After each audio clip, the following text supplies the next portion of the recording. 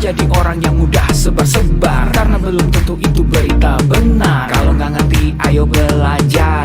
Mulailah curiga jika sudah suruh-suruh. Sebarkanlah, hey, tunggu dulu. Periksalah kalimat, kok banyak tanda seru. Banyak huruf besar, mata gue jadi ngilu. Coba dicari beritanya dulu, mendingan begitu daripada keliru. Apa untungnya sebar kabar palsu, daripada nanti kamu yang malu. Cek dulu, daripada nanti kamu yang malu. Cek dulu, siapa tahu hoax. Yup. Hello,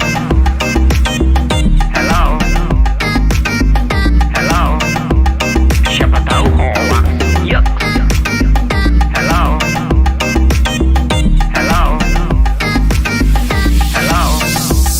siapa tahu hoax. Hoax itu konten yang negatif, tujuannya itu ya provokatif. Paling cocok buat orang yang sensitif.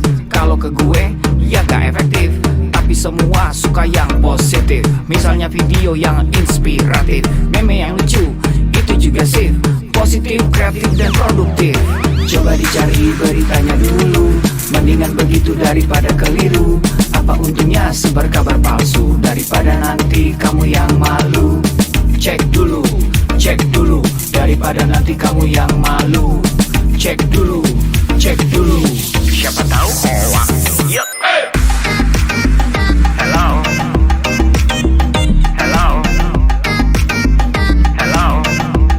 siapa tahu hoax. Yup. Hello,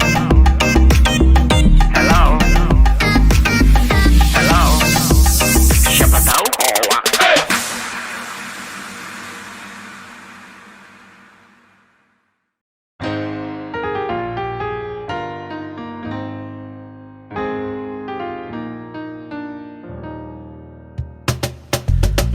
Tolong aku melolong, baca sosmed bikin aku bengong. Banyak berita isinya bohong, bikin orang jadi saling menggonggong. Seperti ada niat sebar kebencian, tanpa peduli akan ada kerugian. Seperti dapat munculnya permusuhan, karena tertipu jadi curigaan. Gue pernah baca hoax di sosmed, yang jadi merugikan tukang trompet. Katanya trompet bisa bikin kanker, trompet sih cuma bisa bikin bibir doer. Sylvester Stallone dibilang mati, Brad Pitt juga dibilang mati, Mr. Bean, Jackie Chan juga dibilang mati. Seneng banget doain orang mati. Harusnya ada etikanya bermain sosial media. Tak bisa asal mengirim tanpa dipikirin, bisa fatal akibatnya. Bersihkanlah udara kita dari kebencian. Sebarkan saja cintamu untuk Indonesia. Wahai kepada pengguna sosmed, mari bersatu sampai lengket. Jagalah persatuan, jangan lobet. Hati-hati banyak tukang copet. Hey, jangan sampai salah posting, bisa bikin orang jadi pusing. Cek dulu itu penting, jangan jadi cepat terpancing. Gue pernah takut salah minum, karena bahaya buat tulang sumsum. Hampir semua merek disebutkan, gara-gara itu gue kehausan. Gue tertipu isu PKI, katanya jutaan sudah dipersenjatai. Akibatnya gue keluar biaya, bikin persembunyian bawah tanah. Harusnya ada etikanya bermain sosial media. Tak bisa asal mengirim tanpa dipikirin, bisa fatal akibatnya. Bersihkanlah udara kita dari kebencian. Sebarkan saja cintamu untuk Indonesia. Bersihkanlah udara kita dari kebencian. Sebarkan saja cintamu untuk Indonesia.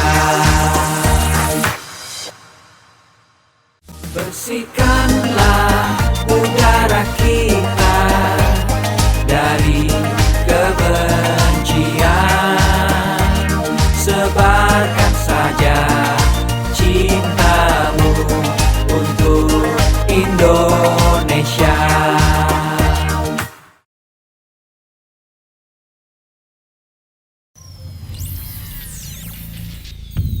Selamat datang di Indonesia Makin Cakap Digital, langsung dari 34 provinsi, 514 kabupaten kota, diikuti lebih dari 500.000 talenta digital.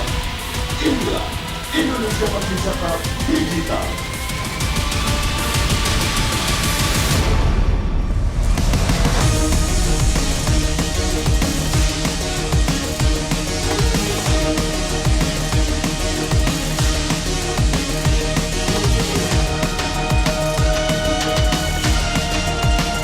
Saya luncurkan program literasi digital nasional hari ini.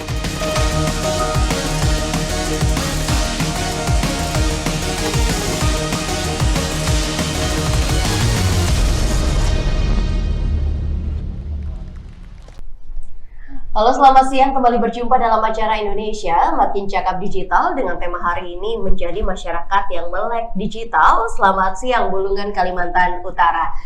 Siang hari ini kita juga akan menghadirkan 4 narasumber yang luar biasa untuk menemani Anda. Tapi sebelum kita mendengarkan materi-materi yang disampaikan, izinkan saya terlebih dahulu untuk menceritakan latar belakang digelarnya acara pada siang hari ini. Yang pertama, di mana teknologi informasi dan juga komunikasi di Indonesia ini semakin berkembang pesat, hampir semua orang memiliki akses yang mudah terhadap internet dan berbagai informasi, di mana hal ini dibuktikan oleh angka penetrasi pengguna internet di Indonesia yang mencapai 73,3%. Dan berangkat dari fakta tersebut, Presiden Republik Indonesia Joko Widodo menetapkan percepatan transformasi digital untuk mencapai Digital Nation sebagai salah satu visi utama dalam masa pemerintahannya yang kedua, dan salah satu programnya adalah pembangunan sumber daya manusia talenta digital.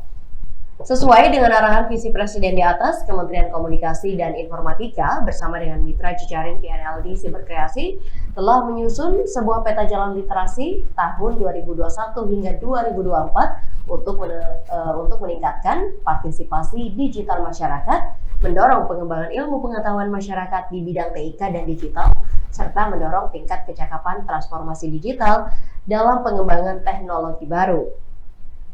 Oleh karena itu, Kementerian Komunikasi dan Informatika, khususnya Direktorat Pemberdayaan Informatika, Direktorat Jenderal Aplikasi Informatika akan melaksanakan kegiatan literasi digital untuk peningkatan kemampuan dan pemahaman masyarakat dalam penggunaan teknologi informasi dan komunikasi. Sebelum acara dimulai, ada sejumlah tata tertib yang harus saya bacakan. Ini berlaku untuk seluruh narasumber dan juga para peserta. Yang pertama, dimohon untuk tetap mematuhi dan juga mengikuti protokol kesehatan. Lalu yang kedua, dimohon untuk selalu mematikan mic, lalu tetap menyalakan atau mengaktifkan kamera video. Tidak diperkenankan untuk coret-coret di layar, tidak diperkenankan menyela pada saat narasumber sedang berbicara, hanya boleh bertanya pada sesi tanya jawab. Silahkan segera mengerjakan pretest dan juga post-test. Peserta akan mendapatkan sertifikat digital setelah mengisi post-test melalui link yang akan dibagikan di kolom chat. Aplikasi Siberkreasi dapat di-download di App Store dan juga Google Play Store. Berikutnya, marilah kita berada dalam sikap sempurna. Sesaat lagi bersama-sama kita akan menyanyikan lagu Indonesia Raya 3 stanza dan dilanjutkan mendengarkan arahan dari Bapak Presiden Republik Indonesia Joko Widodo.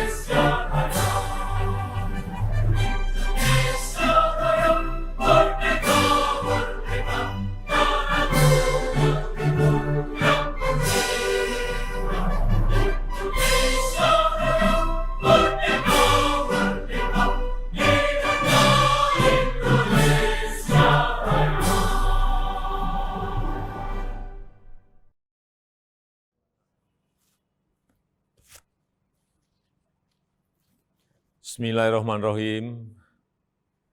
Assalamualaikum warahmatullahi wabarakatuh. Salam sejahtera bagi kita semuanya. Shalom, Om Swastiastu, Namo Buddhaya, salam kebajikan.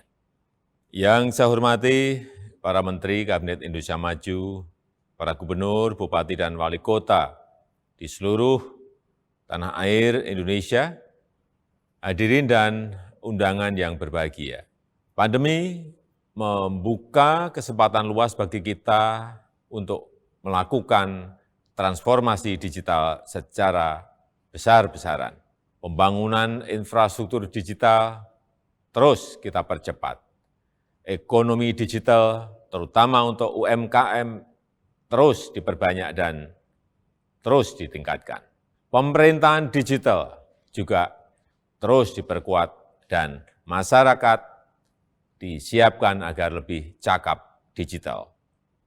Insya Allah pada akhir tahun 2022, 12.548 desa kelurahan akan terjangkau sinyal 4G. Percepatan 10 tahun lebih maju dari rencana sebelumnya yang selesai pada tahun 2032.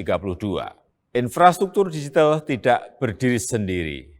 Jadi saat jaringan internetnya telah tersedia, harus diikuti kesiapan pengguna internetnya agar manfaat positif internet dapat dioptimalkan untuk membuat masyarakat semakin cerdas dan produktif. Sebaliknya, efek negatifnya harus dapat terus ditekan, terus diminimalkan. Bapak Ibu yang saya hormati, tantangan di ruang digital semakin besar, sangat besar. Konten-konten negatif terus bermunculan. Kejahatan di ruang digital terus meningkat. Hoax, penipuan daring, perjudian, eksploitasi seksual pada anak, perundungan siber, ujaran kebencian, radikalisme berbasis digital perlu terus diwaspadai karena mengancam persatuan dan kesatuan bangsa. Kewajiban kita bersama untuk terus meminimalkan konten negatif, membanjiri ruang digital dengan konten-konten positif, banjiri terus, isi terus dengan konten-konten positif.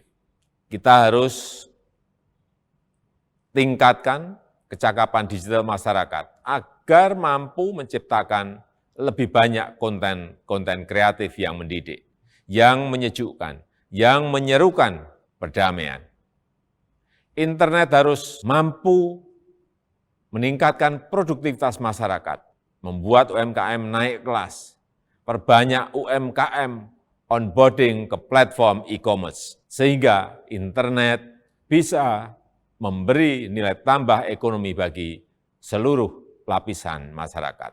Hadirin sekalian, literasi digital adalah kerja besar. Pemerintah tidak bisa bekerja sendirian. Perlu mendapatkan dukungan seluruh komponen bangsa agar semakin banyak masyarakat yang melek digital. Saya memberikan apresiasi kepada 110 lembaga dan berbagai komunitas yang terlibat dalam program literasi digital nasional ini. Saya harap gerakan ini menggelinding dan terus membesar, bisa mendorong berbagai inisiatif di tempat lain, melakukan kerja-kerja konkret di tengah masyarakat, agar makin cakap memanfaatkan internet untuk kegiatan edukatif dan produktif. Saya rasa itu yang bisa saya sampaikan, dan dengan mengucap Bismillahirrahmanirrahim, saya luncurkan program literasi digital nasional hari ini. Terima kasih. Wassalamualaikum warahmatullahi wabarakatuh. Om Santi Santi Santi Om. Namo Buddhaya.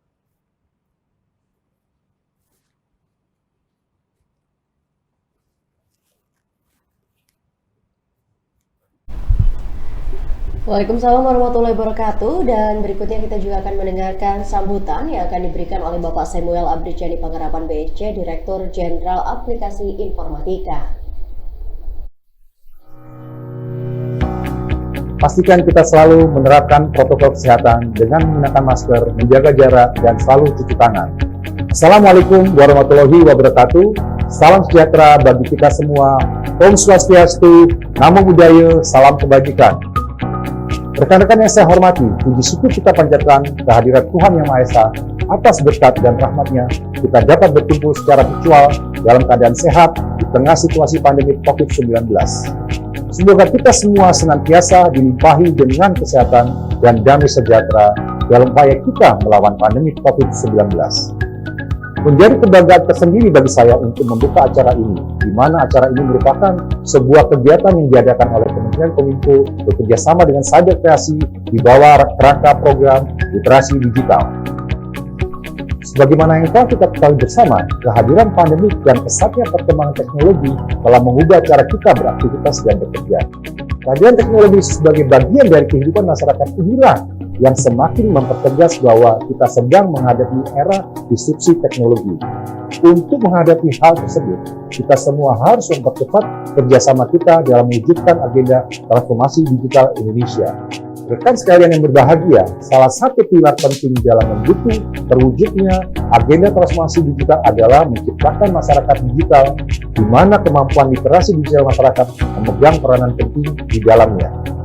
Sebagai tingkat paling dasar, kemampuan literasi digital merupakan kemampuan yang paling krusial dalam menghadapi perkembangan teknologi saat ini untuk mewujudkan masyarakat Indonesia yang tidak hanya mengenal teknologi, namun juga cermat dalam menggunakannya. Pada tahun 2020, Kementerian Kominfo bersama Kata Data melakukan survei status literasi digital nasional, mengacu pada kerangka literasi digital milik UNESCO.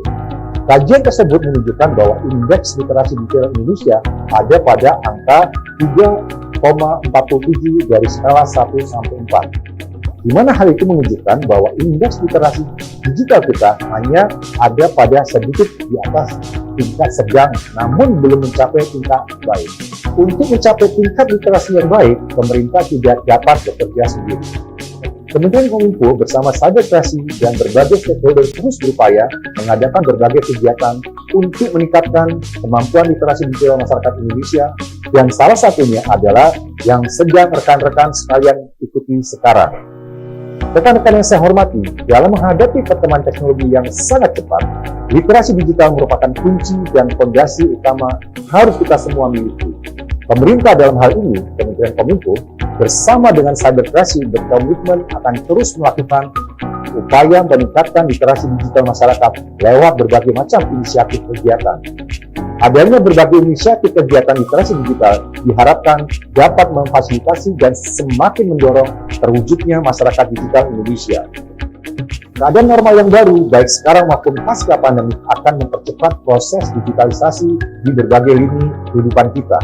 Maka dari itu, kita harus mempersiapkan SDM kita dengan keterampilan digital yang sesuai untuk menghadapi perubahan ini. Akhir kata, mari kita membawa perubahan positif untuk Indonesia yang lebih baik. Kita ciptakan inovasi-inovasi berkualitas dengan mengembangkan talenta dan memaksimalkan potensi masyarakat digital Indonesia. Bersama kita dapat melalui pandemi dengan menjadi lebih baik dari masa sebelumnya.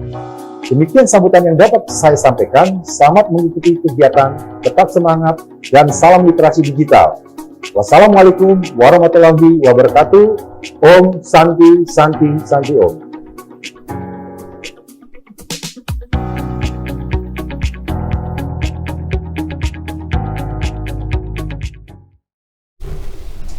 Baru saja kita mendengarkan sambutan yang diberikan oleh Bapak Samuel Abrijani Panggarapan BSC selaku Direktur Jenderal Aplikasi Informatika.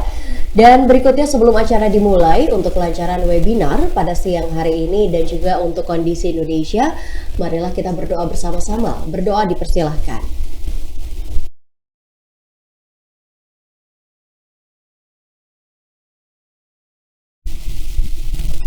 Berdoa selesai, Assalamualaikum warahmatullahi wabarakatuh. Perkenalkan saya Aulia Mawardika, moderator untuk siang hari ini. Terima kasih kepada teman-teman peserta yang berada di Bulungan, Kalimantan Utara yang sudah bergabung bersama kita semua pada siang hari ini. Saya juga mengucapkan selamat datang teman-teman narasumber. Ada 4 narasumber yang nanti akan menemani saya untuk memberikan tema yang sangat menarik, memberikan judul-judul materi yang sangat menarik kepada Anda semua. Jadi silahkan disimak dengan baik. Lalu juga seperti biasa ada hadiah 1 juta rupiah untuk 10 orang pemenang. Caranya sangat gampang sekali. Cukup tulis di kolom chat pertanyaan terbaik Anda, nanti akan dibacakan di sesi akhir saat sesi tanya jawab. Saya akan perkenalkan 4 narasumber yang nanti akan menemani saya. Yang pertama sudah tidak asing untuk kita semua pastinya. Ada Kak Regina Indonesian Idol memberikan materi seputar upaya mencegah, mendeteksi, dan juga menyikapi cyberbullying. Lalu yang berikutnya ada Muhammad Nur Gusti, ada dari Andatim, Sekretariat Provinsi Kalimantan Utara, materinya seputar positif, kreatif, dan juga aman di internet. Lalu yang ketiga ada Kak Eiza Magevira, radio broadcaster, podcaster, materinya seputar dunia maya dan rekam jejak digital. Nanti yang terakhir ada Muhammad Diki Umacina, pimpinan redaksi dari narahubung.id, materinya seputar mengenal lebih jauh dan cara menyuarakan pendapat di dunia digital. Baik, untuk mempersingkat waktu, saya langsung menuju narasumber saya yang pertama. Saya panggilkan di sini ada Kak Regina dari Indonesian Idol. Halo, selamat siang Kak Regina. Selamat siang Kak Aulia dan juga semua participants, juga narasumber yang luar biasa semuanya. Selamat siang. Selamat siang. Apa kabar Kak Regina sekarang? Kabarnya baik-baik. Aulia gimana kabarnya? Alhamdulillah. Yang penting selalu baik-baik, selalu sehat-sehat ya Kak. Sekarang tuh kesehatan udah nggak tahu lagi deh, nggak ada harganya, luar biasa. Betul, sangat mahal harganya kesehatan itu ya. Oke, hari ini temanya seputar upaya mencegah lalu juga mendeteksi soal cyberbullying. Nah, saya yakin banget kalau Kak Regina ini kan seorang public figure yang sudah menjumpai berbagai macam bentuk dari netizen Indonesia dalam mengkomentari khususnya sosial media dan sebagainya. Tapi kalau kita berbicara konsen dulu nih Kak soal cyberbullying gitu ya. Dari kacamata Kak Regina, cyberbullying itu yang kayak gimana sih Kak? Yang kayak apa ya? Batasan seperti apa yang bisa dikatakan bahwa ini udah benar-benar cyberbullying nih gitu? Mungkin kalau buat tiap-tiap orang kan ini berbeda ya Kak pasti ya. Tapi kalau dari aku pribadi, batasannya itu tuh kalau sampai udah parah banget, mungkin yang sudah sampai bisa merusak reputasi aku gitu ya, merusak reputasiku dalam artian mungkin ada seseorang yang menyebarkan kabar yang bohong misalnya tentang aku gitu yang tidak terbukti kebenarannya gitu ya, dan sampai akhirnya ya orang tuh jadi berprasangka tuh sangat buruk tentang aku gitu. Jadi menurut aku itu yang udah terms yang paling parah menurut aku gitu. Tapi kembali lagi orang-orang pasti beda-beda. Ada yang cuman dibully itu menurut mereka udah parah banget, bisa langsung dilaporkan karena perbuatan yang tidak menyenangkan gitu ya. Jadi macam-macam sih Kak Aulia menurutku. Oke, baik. Artinya kan memang cukup macam-macam, tapi Kak Regina juga sudah punya batasannya nih. Ini loh yang menurut aku adalah cyberbullying gitu ya. Tapi kalau cyberbullying sendiri sebagai seorang public figure nih Kak, pernah nggak mendapatkan hal semacam itu? Tentu pernah. Cukup rajin. Cukup. Gimana Kak, ceritain dong. Kok ada yang berani sih ngebully Kak Regina gitu ya? Kadang-kadang saya juga heran kok berani ya ngebully artis. Mereka tuh kan mereka juga udah punya fanbase, udah punya fans gitu. Terus bahkan teman-teman public figure tuh dengan sangat tegas, oke loh kalau kamu ngebully aku berani loh bawa ke ranah hukum. Kok mereka masih berani gitu buat ngebully? Mungkin karena mereka mikirnya nggak kelihatan ya kan, karena secara online doang gitu kan, secara digital aja gitu. Tapi kan akun palsu gitu ya Kak ya. Sekarang kan udah makin hebat nih ya, di negara kita udah punya divisi khusus cybercrime gitu kan. Jadi semua bisa ditindaklanjuti gitu. Jadi ya buat yang tangannya masih pada bandel-bandel komennya mungkin ya tunggu aja tanggal mainnya. Iya, tapi bener sih. Tapi ini Kak kalau boleh nanya sedikit nih Kak, mohon maaf dulu di awalnya ya. Bullying yang paling tidak terlupakan oleh Kak Regina gitu itu pernah nggak didapatkan sama Kak Regina? Eh, pernah banget ya. Yang bersifat real ya, live ataupun yang bersifat online pernah banget gitu. Secara nyata pernah ya, bahkan secara nyata pernah. Pernah banget Kak Aulia, langganan malah aku dibully. Wow, oke. Kok berani gitu ya ngebully? Gimana nih Kak? Secara nyata gimana perasaan Kak Regina saat mendapatkan hal semacam itu? Kalau dulu mungkin karena dulu kan kalau secara live tuh bisa depan-depanan ya. Aku pernah dibully itu kayak direndahkan secara live, literally live, kayak orangnya langsung ngomong di depan muka aku gitu. Tapi kan kalau secara online mungkin agak lebih bisa diatasi karena mungkin nggak ketemu sama orangnya langsung gitu ya. Dan mungkin karena akunya juga udah agak imun dengan semua bully-bulian di masa lalu, jadi udah lebih bisa mengatasi dengan lebih positif gitu. Oke. Tapi emang bener sih kalau bullynya dilakukan secara online mungkin kayak ya udahlah mungkin akun palsu, ya udahlah mungkin orangnya nggak berani. Tapi kalau secara nyata tuh kayak oh, oke, di depan wajah banget nih. Itu gimana respon Kak Regina yang harus dilakukan? Itu butuh kesabaran yang luar biasa sih Kak. Betul. Untungnya stok sabar saya sudah mulai selalu ready stok ya. Jadinya ya lumayan lah sekarang stok sabarnya. Masih ngobrolin soal bullying nih Kak. Tadi Kak Regina bilang ada beberapa dari sosial media, ada yang secara langsung gitu. Tapi pasti ada yang benar-benar sampai membuat Kak Regina tuh apa ya, patah hati, sedih dan sebagainya. Pernah nggak Kak Regina mencoba untuk memberikan efek jera gitu kepada para pembuli ini? Ya udah terusin lu kalau gini, gue laporin lu ke polisi. Pernah nggak sampai kayak gitu Kak? Kalau aku pernah mengingat bahwa kan yang kalau misalnya body shaming di sosial media ada undang-undangnya kan ya sekarang ya gitu, ada hukumnya gitu kan. Nah paling kadang-kadang aku tuh suka iseng aja buat yang suka ngebully, aku pernah bilang kayak kamu pasti belum tahu ya kalau body shaming sekarang tuh ada undang-undangnya loh. Nih aku kasih tahu ya, kalau kamu sering-sering body shaming, aku bilang gitu, kamu bisa dipenjara. Udah gitu aja.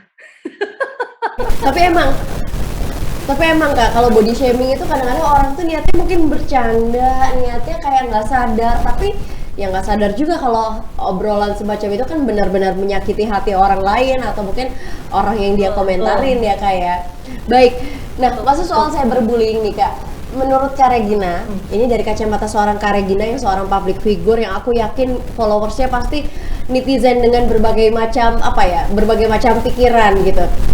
Menurut Kak Regina, netizen Indonesia tuh gimana sih Kak dalam menggunakan sosial medianya, menggunakan haknya untuk berkomentar di sosial media orang lain? Sebenarnya netizen kita tuh sangat kompak ya, kalau menurut aku ya, sangat kompak. Kayak kita tahu aja salah satu negara yang ngomong gak enak tentang negara kita, wah berbondong-bondong netizen bersatu selesai, ya kan istilahnya gitu. Nah kalau tentang netizen yang negatif, mungkin ya gimana ya, mungkin karena mereka semua datang dengan latar belakang yang juga tidak mudah. Apakah mungkin mereka juga ada yang sering dibully, jadi cara mereka melampiaskannya adalah dengan membuli juga, atau mungkin mereka lagi mengalami begitu banyak masalah dalam hidupnya sampai mungkin mencari kesenangannya adalah dengan cara ya hate speech aja gitu, mengomentari orang-orang yang sebenarnya baik-baik aja, tapi karena dia ya iseng aja nggak ada kerjaan mungkin ya, jadi ya dia komen lah yang aneh-aneh gitu.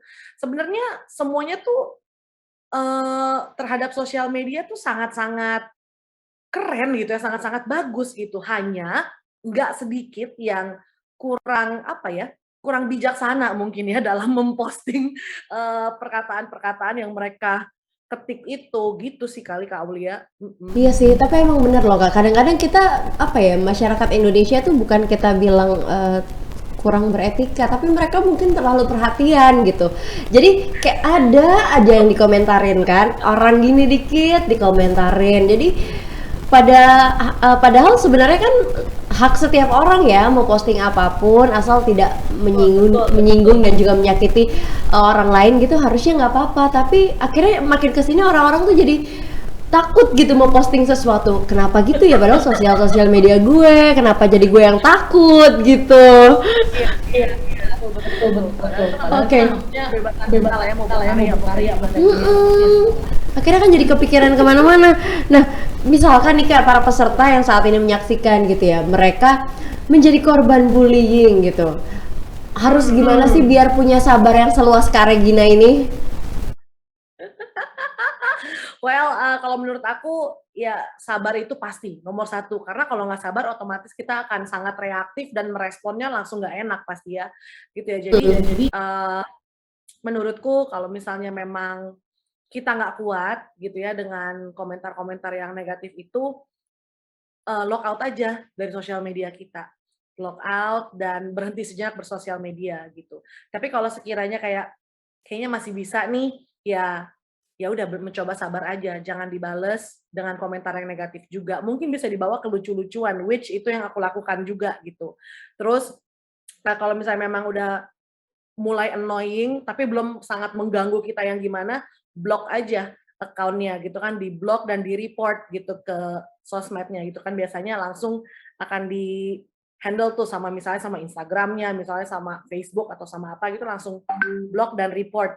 Supaya akhirnya account mereka kan bisa di shutdown gitu ya sama sama si aplikasinya langsung gitu. Jadi itu sih paling Kak, dan yang perlu diingat adalah bahwa kita harus mengerti karena tidak semua orang itu punya sudut pandang yang sama kayak kita, punya punya eh, kepercayaan atau punya ya pandangan-pandangan lah ya, nggak semua orang punya pandangan yang sama kita gitu. Jadi ya ketika kita posting ya berarti kita harus siap dengan segala pro dan kontra yang mungkin bisa ikutan setelah postingan kita itu. Gitu sih Kak.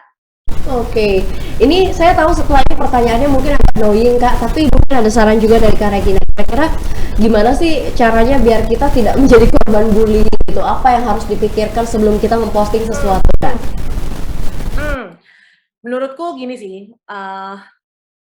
kalau misalnya memang kita belum yakin dengan apa yang mau kita post ya gitu ya pikirin aja dulu baik-baik gitu. Jadi kayak sebelum kita posting tuh, ini aku mau bawa ke arah mana sih sebenarnya postingan aku gitu ya. Kalau misalnya memang kita udah tahu ini cuman for fun, ya udah siap-siap dengan semua responnya netizen gitu. Kalau kita mau menyebarkan kayak misalnya positive vibes, ya ingat bahwa akan ada pasti segelintir orang-orang negatif yang tetap aja mau komen di situ gitu. Jadi pikirin dulu baik-baik apa yang akan kita posting gitu, dan usahakan untuk tidak memposting postingan yang aneh gitu, kecuali memang balik lagi sengaja mau cari followers gitu ya. Mau memang pengen disebarin ke orang-orang bahwa ya memang aku orangnya kayak gini, pengennya memang posting yang aneh-aneh gitu, mau terkenal dengan keanehannya, ya itu beda lagi ceritanya gitu ya. Nah terus pintar-pintarlah memilih temanmu di sosial media, karena kita nggak pernah tahu ya siapa teman kita di dunia maya ini gitu, kecuali memang teman-teman yang udah kita kenal dari kecil mungkin, atau memang sahabat-sahabat kita pasti berbeda gitu. Dia bisa punya pandangan tentang kita yang real. Tapi kalau yang di online kan kita nggak tahu ya, tiba-tiba kita cerita misalnya tentang, tiba-tiba cerita tentang keluarga, cerita tentang struggle, nggak taunya di capture, disebarin kemana-mana, nih teman gue yang ini, waduh. Ini close friend, ini pasti close friend ya Kak ya? Serem banget. Jadi pintar-pintarlah memilih teman di sosial media, dan kalau bisa jangan sembarangan cerita di sosmed gitu. Misalnya marah sama orang tua, aduh gue sebel banget sama nyokap gini gitu, posting di sosmed. Berantem sama pacar, posting di sosmed. Terus kerjaan lagi nggak oke, posting di sosmed semuanya. Nanti kita nggak tahu ya apa yang akan terjadi gitu loh, apakah postingan kita ini dipandangnya benar atau dipandangnya salah, wah jadi berabe deh nanti ke belakangnya. Jadi mungkin ini yang perlu diperhatikan sebelum kita memposting. Harus benar-benar difilter sih, nggak bisa sembarangan sekarang ini Kak Aulia. Betul, betul banget. Dan pastikan kamu memilih teman-teman terdekat atau mungkin kalau di Instagram tuh ada yang namanya close friend, bener-bener yang memang kamu kenal deket gitu. Jangan sampai salah milih. Udah serem banget sekarang Kak kalau salah milih. Baik, Kak Regina, tadi Kak Regina sempat cerita ada yang secara nyata melakukan bullying gitu. Nah, kalau yang melakukan secara nyata kan secara otomatis mungkin mereka adalah teman dekat, artinya mereka mengenal Kak Regina dan Kak Regina juga mengenal mereka. Sikap Kak Regina terhadap mereka pada akhirnya gimana? Menjauhi atau mungkin jaga jarak, mengucilkan dan sebagainya? Apa yang Kak Regina lakukan terhadap orang yang melakukan bullying secara nyata kepada Kak Regina? Kalau aku dulu orangnya tuh, aku sampai hari ini sih, sebenarnya sampai hari ini aku tuh conflict avoider. Jadi aku tuh nggak suka ada masalah gitu sama orang lain. Jadi ketika aku dibully waktu itu, gitu ya, aku cuman bisa bilang, "Oke, thank you udah kasih tahu saya tentang hal ini, dan saya minta maaf gitu kalau karena saya, band kamu tuh jadi dianggap kurang baik lah, jadi dibilang jelek gitu karena kehadiran saya yang gendut ini," gitu. Jadi, aku cuma bisa merespon kayak gitu, tapi kelar itu wah langsung nangis banjir ya kan gitu kan. Iya, tapi emang bener sih di depan tuh kayak tegar banget gitu ya Kak ya. Ngomongnya mau sampai getar Kak, gitu karena Ngomongnya sampai bergetar. Iya ya bener-bener saya setuju. gitu. Tapi ya aku pikir kalau misalnya aku bales marah pun nggak ada gunanya gitu loh. Jadi ya again ini respon orang memang pasti beda-beda ya. Tapi aku bersyukur kayak Tuhan kasih aku stok sabar yang lumayan lah kalau tentang hal itu gitu. Jadi aku bisa lebih menghadapinya dengan lebih bisa dibilang chill, tapi sebenarnya dalam hati itu sangat terluka gitu. But then again ya Tuhan tuh adil ya. Maksudnya mereka yang ngebully-bully aku, mereka masih di situ-situ aja gitu sampai hari ini. Sementara Tuhan udah bawa aku ya makin naik gitu, makin kemana-mana gitu ya. Sementara mereka masih di situ-situ aja. Nah, jadi mungkin nih yang lagi nonton yang suka bully-bully, hati-hati loh. Yang kamu bully itu bisa jadi jauh lebih berprestasi, bisa jadi lebih keren lagi nantinya, kita nggak pernah tahu. Terus tiba-tiba kamu, itu temen aku, hey dulu. Siapa gitu ya? Aku nggak kenal. Oh kamu ya yang dulu bully aku kan gituin ya Kak ya? Kak Regina, thank you, terima kasih banyak. Ih, materinya menarik banget. Kalau sama Kak Regina memang waktu tuh nggak kerasa sudah berjalan 20 menit. Sebelum kita berpisah Kak Regina, tapi nggak berpisah juga sih Kak Regina sampai akhir karena nanti ada sesi tanya jawab. Boleh dong Kak, kasih satu lagu buat kita. Lagunya apa ya? Lagunya terserah Kak Regina, intinya lagu ini dipersembahkan untuk teman-teman peserta mungkin yang pernah menjadi korban bullying untuk tetap semangat dan juga tetap tersenyum. Oke. Ini buat semua participants dan juga narasumberku yang luar biasa. Ya tadi ada Kak Eiza ya, ada Kakak Diki, ada Kakak Gusti ya. Buat semuanya yang juga lagi melihat video ini buat kalian. Syukuri apa yang ada. Hidup adalah anugerah, tetap jalani hidup ini, melakukan yang terbaik. Tuhan pastikan menunjukkan kebesaran dan kuasa-Nya bagi hamba-Nya yang sabar dan tak kenal putus asa. Terima kasih. Terima kasih banyak Kak Regina. Tetap semangat untuk kita semua sekalipun kamu pernah menjadi korban bullying. Kita harus mengingat apa yang disampaikan Kak Regina bahwa karma itu sangat dekat. Kalau mungkin nggak dibayar sekarang, tenang aja pasti akan ada waktunya. Dan yang terakhir, selalu pahami bahwa apa yang kamu tabur itu adalah yang kamu tuai. Terima kasih banyak Kak Regina untuk waktunya seputar upaya mencegah. Terima kasih Kak, upaya mencegah, mendeteksi dan juga menyikapi cyberbullying. Silahkan pertanyaan-pertanyaan yang ingin diajukan kepada Kak Regina ditulis di kolom chat, nanti akan dibacakan di sesi akhir. Setelah bersama Kak Regina, kita geser lagi ke narasumber keren lainnya dengan materi yang sangat luar biasa juga. Saya perkenalkan kepada Anda, di sini ada Muhammad Turgusti, seorang analisis data informasi di Biro Administrasi Pimpinan Sekretariat Provinsi Kalimantan Timur, dan materinya seputar positif, kreatif, dan juga aman di internet. Mas Gusti, waktu dan tempat dipersilahkan. Ya, salam. Terima kasih Kak Aulia. Ya, Assalamualaikum warahmatullahi wabarakatuh. Selamat sore. Kebetulan di Kalimantan Utara sudah menjelang sore, menjelang asar. Izinkan saya sedikit menyampaikan, mungkin waktunya cuma 20 menit, untuk tema positif, kreatif, dan aman di internet. Ya. Baik, fenomena yang terjadi ada 4 fenomena yang terjadi setelah beberapa tahun terakhir terkait dengan perubahan-perubahan yang telah kita alami fase-fase itu. Yang pertama adalah soal pemanfaatan internet yang sudah mengubah pola hidup, baik itu dalam bekerja, belajar, bahkan berbelanja. Orang-orang sudah beralih mulai dari metode konvensional ke metode internet.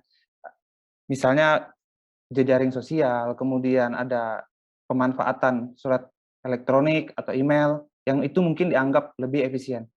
Ada beberapa temuan yang saya coba bahas pada hari ini. Fenomena kedua itu adalah tingginya persentase kepemilikan perangkat seluler. Ada 125% persentasenya dari jumlah populasi masyarakat Indonesia. Dengan kata lain bahwa satu orang itu bisa memiliki lebih dari satu gadget atau gawai atau perangkat seluler. Kemudian fenomena yang ketiga adalah pengguna internet di Indonesia itu didominasi oleh generasi milenial yang berada pada rentang usia 15 sampai 30 tahun. Mohon maaf untuk orang tua juga kita masukkan, cuman memang dominan adalah pada usia-usia ini.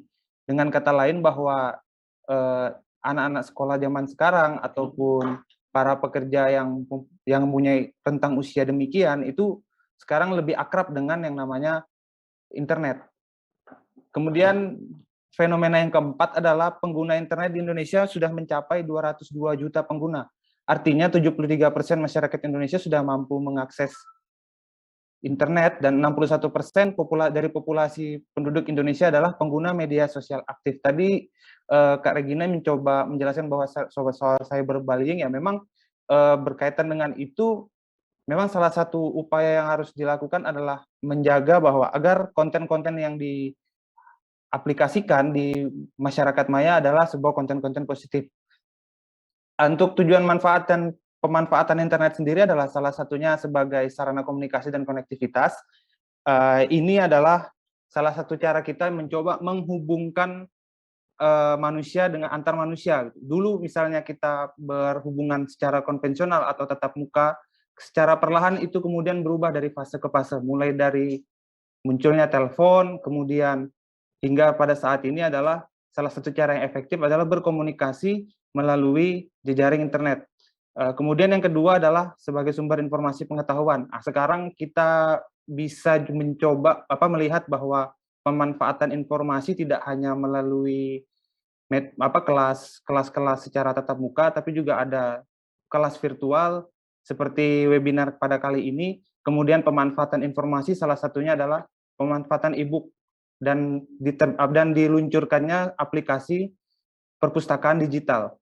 Kemudian yang ketiga adalah kemudahan untuk melakukan bisnis.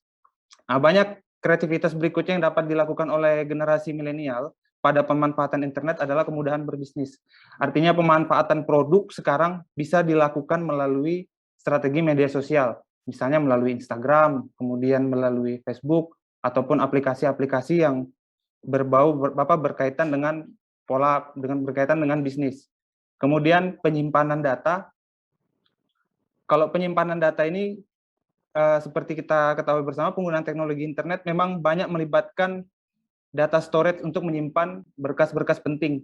Misalnya ada beberapa layanan data storage yang tersedia saat ini, diantaranya memang seperti Google Drive, kemudian OneDrive, iCloud, semua layanan itu kalau menurut saya bisa membantu manusia pada era saat ini untuk mengakses berkas arsip penting tanpa harus membawa kertas yang berat. Artinya, misalnya saya bekerja untuk memverifikasi berkas, tidak perlu harus membawa tumpukan kertas. Cukup kita mengakses melalui data storage yang ada yang bisa kita akses. Misalnya seperti cold storage misalnya. Kemudian ada potensi kerawanan. Saya mencoba memetakan ada 8 potensi kerawanan yang bisa terjadi di internet. Misalnya ada pencurian data pelanggan, kemudian pencurian informasi pribadi seperti username dan password, ada penyusupan data kontak melalui surel yang biasa digunakan untuk menyebarkan virus, kemudian memperlambat sistem dengan cara menumpang jaringan internet. Nah, ini salah satu yang sering kita lakukan, misalnya yang sering-sering tethering, misalnya, itu harus lebih hati-hati untuk memberikan tumpangan internet di antara kita gitu. Kita tidak tahu, misalnya yang menumpang jaringan internet kita itu mempunyai niat buruk gitu. Nauzubillah. Kemudian mengakses dan menghapus data file yang ada di komputer kita, kemudian merusak perangkat lunak, kemudian juga mengganti username dan password sehingga kita tidak bisa mengakses komputer kita. Kemudian menggunakan komputer dan jaringan kita sebagai inang untuk membahayakan komputer yang lain. Nah, dari 8 potensi kerawanan itu, saya coba merumuskan kembali bagaimana cara mengatasinya. Yang pertama adalah gunakan konten internet untuk kebutuhan positif. Artinya gini, akses konten untuk menambah ilmu pengetahuan, bahkan dan keterampilan untuk mencari data informasi yang dibutuhkan. Semisal kita punya keterampilan menulis, kemudian membuat konten-konten positif. Misalnya tadi Mbak Regina bernyanyi, dengan membuat konten menyanyi, kemudian ada konten-konten lain yang memang itu bisa menambah kebutuhan positif kita. Kemudian mencoba menghapus pop-up atau iklan yang tidak diinginkan. Nah, ini adalah perangkat lunak yang memang sengaja dibuat, atau malware ini, dengan tujuan memasuki komputer yang bisa merusak jaringan server tanpa diketahui oleh pemiliknya. Ini istilah yang sudah lama, yang diambil dari gabungan potongan 2 kata. Yang pertama adalah malicious, yang berarti berniat jahat, dan software atau perangkat lunak. Memang untuk merusak, tapi sangat mudah menyebar. Nah, caranya dengan melakukan pemindaian secara berkala atau melakukan pengecekan. Kemudian validasi link yang dianggap mencurigakan. Biasa kita dapat nih link-link jaringan yang masuk di WhatsApp group. Tanpa sengaja kita klik karena mungkin judulnya mungkin clickbait untuk kita gitu, sehingga kita melakukan klik. Nah, ini juga cukup berbahaya gitu. Kemudian orang asing. Nah, ini kalau untuk orang asing, tadi seperti Kak Regina ceritakan bahwa untuk memfilter teman-teman. Nah, untuk di media sosial memang kita harus waspadai itu karena memang ada beberapa orang-orang yang memang memang sering untuk melakukan kejahatan-kejahatan di media sosial. Kemudian selanjutnya adalah melakukan pengaturan privasi kita. Nah, tentu pastikan kita bisa meluangkan waktu untuk melakukan pengaturan privasi ini kembali. Atau caranya ya, kita bisa buka platform-platform seperti Google untuk melihat sendiri informasi apa yang muncul pada diri kita. Jangan sampai ada yang kejahatan-kejahatan itu muncul tiba-tiba di media sosial kita. Dan ingat, postingan itu permanen dan memang tidak bisa dihapus ataupun diapakan, karena jejak digital itu memang selalu ada sampai kapanpun. Kemudian adalah kekuatan password atau kata sandi. Nah, kalau untuk kekuatan password atau kata sandi, saya juga biasa melakukan ini dengan melakukan verifikasi 2 langkah. Misalnya melalui Google Authenticator atau melalui pesan singkat. Sehingga password yang kita miliki itu, walaupun misalnya diketahui oleh orang yang berniat jahat, dia tidak akan mampu melihat kode atau one-step password yang ada pada Google Authenticator atau SMS yang kita terima. Kemudian, jangan pernah kita ungkap informasi pribadi. Siapapun yang mengenal Anda dengan baik, tidak perlu menanyakan informasi pribadi seperti apa yang atau kita lihat secara online. Jangan pernah memberikan informasi itu kepada siapapun, dan kita harus waspada. Kemudian ya kalau yang ini kita melakukan verifikasi informasi atau disinformasi. Berita palsu yang ada di bibir semua orang selama ini, setahun terakhir ini biasanya sering kita dengar. Jadi terkadang kita itu bertanya-tanya bahwa ini berita benar atau enggak sih, atau seperti apa gitu. Nah, cara memahaminya adalah melakukan verifikasi kembali. Yang pertama adalah kita lihat sumber beritanya dari mana, apakah sumber beritanya sudah kredibel atau tidak. Itu misalnya melalui media online, Narahubung ID misalnya.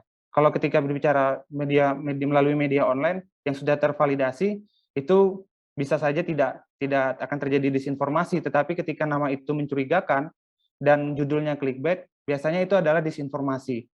Kemudian, kenali waktu saat kita melakukan log off. Penggunaan internet dengan aman itu bukan hanya tentang apa yang kita lakukan saat online, tetapi juga pada saat kita habis melakukannya. Internet itu satu alat hebat yang bisa menghubungkan kita dengan yang lain dengan secara kreatif dan berlebihan, tapi juga memiliki dampak negatif. Nah, saat itu kita juga harus memperhatikan mengenali waktu pada saat log off atau melakukan shutdown-nya. Pada ini ada 3 kesimpulan yang coba saya akan sampaikan. Selancar internet perlu, khususnya pada rentang usia tersebut, perlu dapat teredukasi agar dapat memverifikasi informasi yang bisa diterima. Kemudian yang kedua adalah perlu mendapatkan pengawasan lingkungan dari hal yang paling sederhana, semisal lingkungan orang tua, kalau misalnya anak yang menggunakan internet ini masih dalam usia produktif sekolah. Kemudian regulator juga perlu meningkatkan fitur untuk memfilter konten-konten yang memang dianggap paling berbahaya. Dari sini, baik Kak Aulia, mungkin itu dulu yang bisa saya sampaikan. Selebihnya nanti kita akan coba diskusikan dengan semua narasumber yang hadir pada sore hari ini. Terima kasih. Assalamualaikum warahmatullahi wabarakatuh. Salam Kaltara di hati.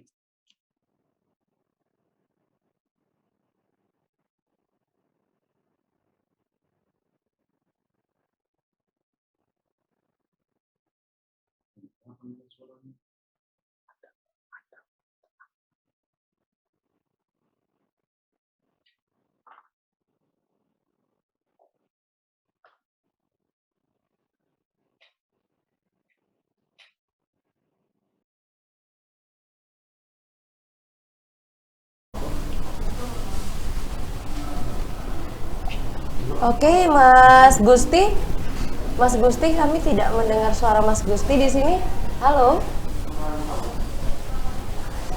Halo Mas Gusti. Kita sepertinya terputus ya dengan Mas Gusti ya. Iya, halo. Iya, halo. Mas Gusti, iya suaranya tadi menghilang Mas Gusti, maaf. Tadi saya melihat sudah di bab kesimpulan, apakah ada yang ingin ditutup untuk kesimpulannya atau dilanjutkan materinya? Masih ada waktu 2 menit. Udah cukup. Sudah cukup ya? Udah cukup. Baik, Ya. terima kasih banyak Mas Gusti untuk materinya. Tadi Mas Gusti baru saja berbincang bersama kita seputar positif, kreatif, dan juga aman di internet. Beliau adalah andal tim dari Sekretariat Provinsi Kalimantan Utara.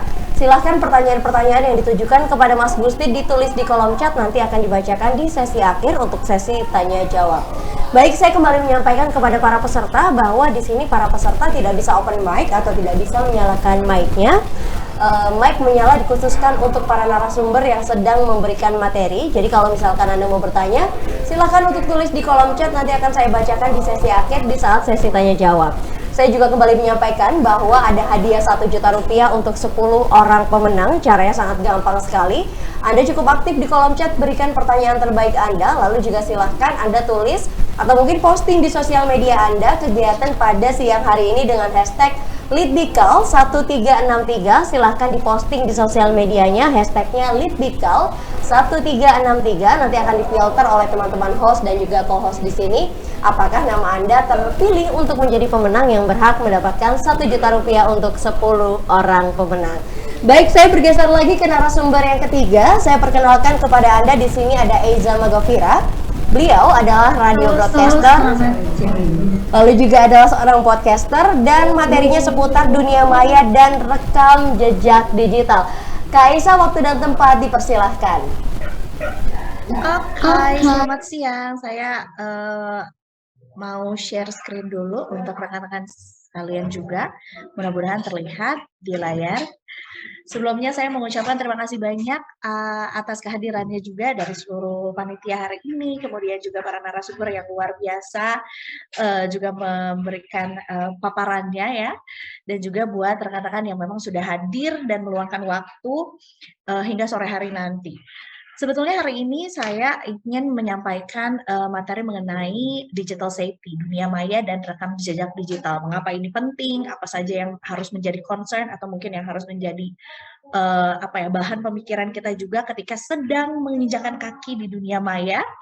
Saya juga sebetulnya agak deg-degan juga karena tadi materinya banyak sekali yang sudah di-mention ya, baik oleh Kak Regina tadi dari awal juga luar biasa. Kemudian juga tadi Masnya juga sudah nge-mention sedikit mengenai keamanan juga. Jadi mungkin saya akan repeat sedikit.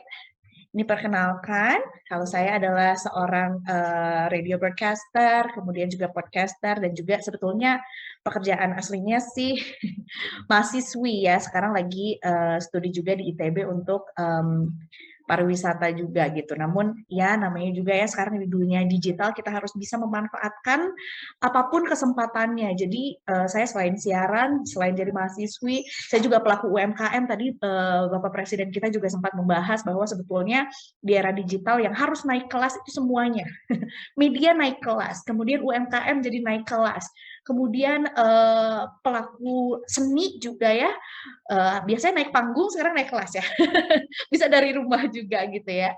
Nah, saya akan bahas sedikit, kita akan mulai dengan sebuah quote yang wow, sungguh sangat complicated ya. Tapi ini saya highlight bagian yang merahnya aja. New technology transform society for better or worse. Katanya ya, menurut V. Miller tahun 2011 itu diprediksi kalau sebetulnya kita akan hidup kehidupan sosial dengan kehidupan dunia maya itu bukan akan berhubungan lagi, tapi terintegrasi. Mau nggak mau kita harus hidup bersamaan dengan adanya teknologi, termasuk juga dengan adanya internet dan bagaimana sebetulnya kita bisa memanfaatkan itu untuk kehidupan kita sehari-hari.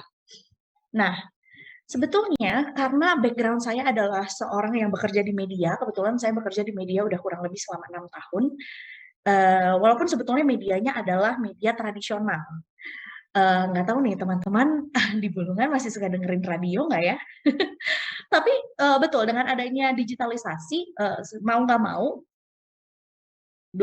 digital atau mungkin media massa itu harus going digital. Sekarang radio, saya rasa radio saya siaran di Bandung bisa didengerin sama teman-teman yang ada di Kalimantan. Saya siaran di Bandung, teman-teman di Bali juga udah bisa dengerin juga gitu ya. Kemudian media cetak, kita juga sekarang sepertinya sudah jarang ya gitu keluar rumah, berjemur gitu sambil ngopi. Terus baca koran. Nah, mungkin baca korannya via HP gitu ya. Lihat berita apa sekarang melalui sosial media atau mungkin messenger gitu ya. Dan akhirnya juga sekarang media digital juga menjadi satu yang menjamur juga. Saya rasa sekarang ketika seseorang sudah punya followers yang banyak, punya sumber informasi gitu ya, atau mungkin bisa mencari informasi sendiri juga, itu sudah bisa dikatakan sebagai media. Makanya kita memang sekarang sebagai masyarakat yang netizen yang budiman gitu ya, harus bisa membedakan mana sih sebetulnya media yang bisa kita percaya dan juga tidak gitu, dan mana sebenarnya media-media yang cocok untuk konsumsi kita juga gitu ya, karena sebetulnya kita juga punya hak untuk memilih apa saja informasi yang mau kita terima dan mana-mana saja yang sebetulnya juga yaitu tadi dibahas di depan, ada hoax lah, ada sesuatu yang memang bukan ranahnya kita juga lah, ada juga yang memang harus kita hindari juga daripada membuat kita jadi mumet dan pusing, karena sebetulnya dengan dunia digital ini aliran informasi itu jadi sangat luas sekali gitu. Nah, saya bakalan bahas soal rekam jejak digital. Kenapa kita harus tahu apa rekam jejak digital? Karena ini sebetulnya mau nggak mau, kita tuh pasti meninggalkan rekam jejak digital. Kalau kita jalan-jalan gitu ya, meninggalkan jejak tuh belum tentu ya meninggalkan jejak. Tapi kalau kita berhubungan dengan dunia maya, dengan dunia digital, mau nggak mau kita meninggalkan. Nah, kita bahas dulu, ada dua jenis rekam jejak digital, yaitu adalah yang pasif, ya itu yang memang sewajarnya aja, tidak sengaja dibuat atau tidak dapat dihindari, itu yang mau nggak mau itu ya, misalnya alamat IP ya atau IP number yang ada di device kita itu mau di handphone, mau di laptop itu pasti ada dan memang mau mengakses internet juga memang membutuhkan itu. Kemudian juga lokasi kita di mana, makanya kita suka ada pop up tuh, boleh nggak Google tahu kita lokasinya ada di mana? Boleh allow, boleh deny juga. Kemudian juga ada riwayat pencarian dan yang lainnya. Tadi juga sebetulnya ya cara tips satunya udah dibahas tuh. Gimana cara untuk meminimalisir ini adalah dengan sering-sering menghapus browsing history yang kita punya atau riwayat jejak kita juga sering-sering dihapus. Kenapa? Karena takutnya nih, kalaupun misalnya saya punya laptop pribadi atau mungkin laptopnya saya tinggal di kampus, bahaya ya, di kantor misalnya ya. Itu ya, mana tahu gitu ada orang yang mengakses gitu atau mungkin bahkan juga orang-orang terdekat kita yang kita bolehkan untuk menggunakan itu gitu. Takutnya disalahgunakan. Kemudian, nah ini nih yang kedua, ini yang kita bisa atur, jejak digital aktif, yaitu adalah jejak digital yang tercipta karena memang kita buat itu, seperti pembuatan account digital, unggahan media sosial, pengisian formulir gitu ya, kita juga datang di acara ini juga harus isi formulir dulu, itu juga kita meninggalkan jejak digital juga. Kemudian transaksi virtual dan lainnya. Apakah semuanya tidak aman? Belum tentu. Ada yang aman, ada yang memang harus kita hindari, ada yang memang harus kita curigai juga gitu ya. Nah, saya akan berpindah ke sini. Kenapa rekam jejak digital ini penting untuk diperhatikan? Kita bicara dari yang paling sederhana ke yang paling ekstrim. Jadi sebetulnya sih secara simpel, tadi berdasarkan riset yang ditunjukkan juga bahwa sebetulnya pengguna internet di dunia itu banyak sekali. Bahkan satu orang bisa dihitung 2 atau 3. Karena device-nya nggak cuma satu, handphonenya nggak cuma satu, laptopnya nggak cuma satu, komputernya nggak cuma satu gitu ya. Atau mungkin juga punya akun pribadi, akun pekerjaan, akun jualan misalnya, bermacam-macam. Nah, pengguna internet ini harus cakap, cerdas, dan juga bertanggung jawab atas apa yang ditinggalkan di dunia maya. Dengan penggunaan internet yang lebih bijak juga, tentunya kita bisa menghindari kejahatan yang mungkin terjadi sama kita juga. Dari yang paling sederhana ya, hingga dapat membahayakan nyawa. Kayaknya itu mengerikan banget. Nanti kita bahas ya sebetulnya bisa nggak sih gara-gara dunia digital ini mempengaruhi kita ke kehidupan kita gitu ya. Se-ekstrim itu emang beneran bisa. Nanti kita bahas sedikit. Kemudian juga sosial media itu tidak hanya bisa dimanfaatkan untuk berbagi informasi aja, tapi sebetulnya juga manfaatannya banyak loh.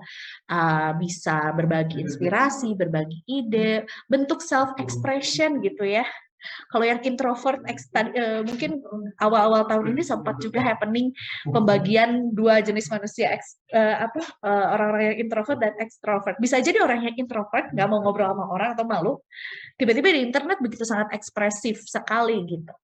Kemudian juga ada pencitraan diri, personal branding. Kayaknya kalau di bahasa Indonesia, pencitraan tuh konotasinya negatif. Tapi begitu personal branding, pakai bahasa Inggris, kesannya tuh kayak bagus gitu ya. Tapi sebetulnya iya, personal branding atau pencitraan diri juga penting. Kenapa? Nanti saya bahas lagi. Kemudian juga ada ajang curhat, bahkan juga keluh kesah, terus juga bisa menyatakan pendapat ya. Tapi sebetulnya tergantung dari personality dan juga tujuan utama dari apa sih sebetulnya mengapa kita pengen share itu juga di sosial media. Nah, kita bahas dulu mengenai cybercrime. Tadi saya bahas. Kenapa bisa begitu sederhana, tapi bisa juga begitu ekstrimnya terjadi sama kita. Beberapa di antaranya udah dibahas sama 2 narasumber sebelumnya. Pertama peretasan ya, itu yang dilakukan oleh penyusup mengakses sistem komputer ya tanpa izin.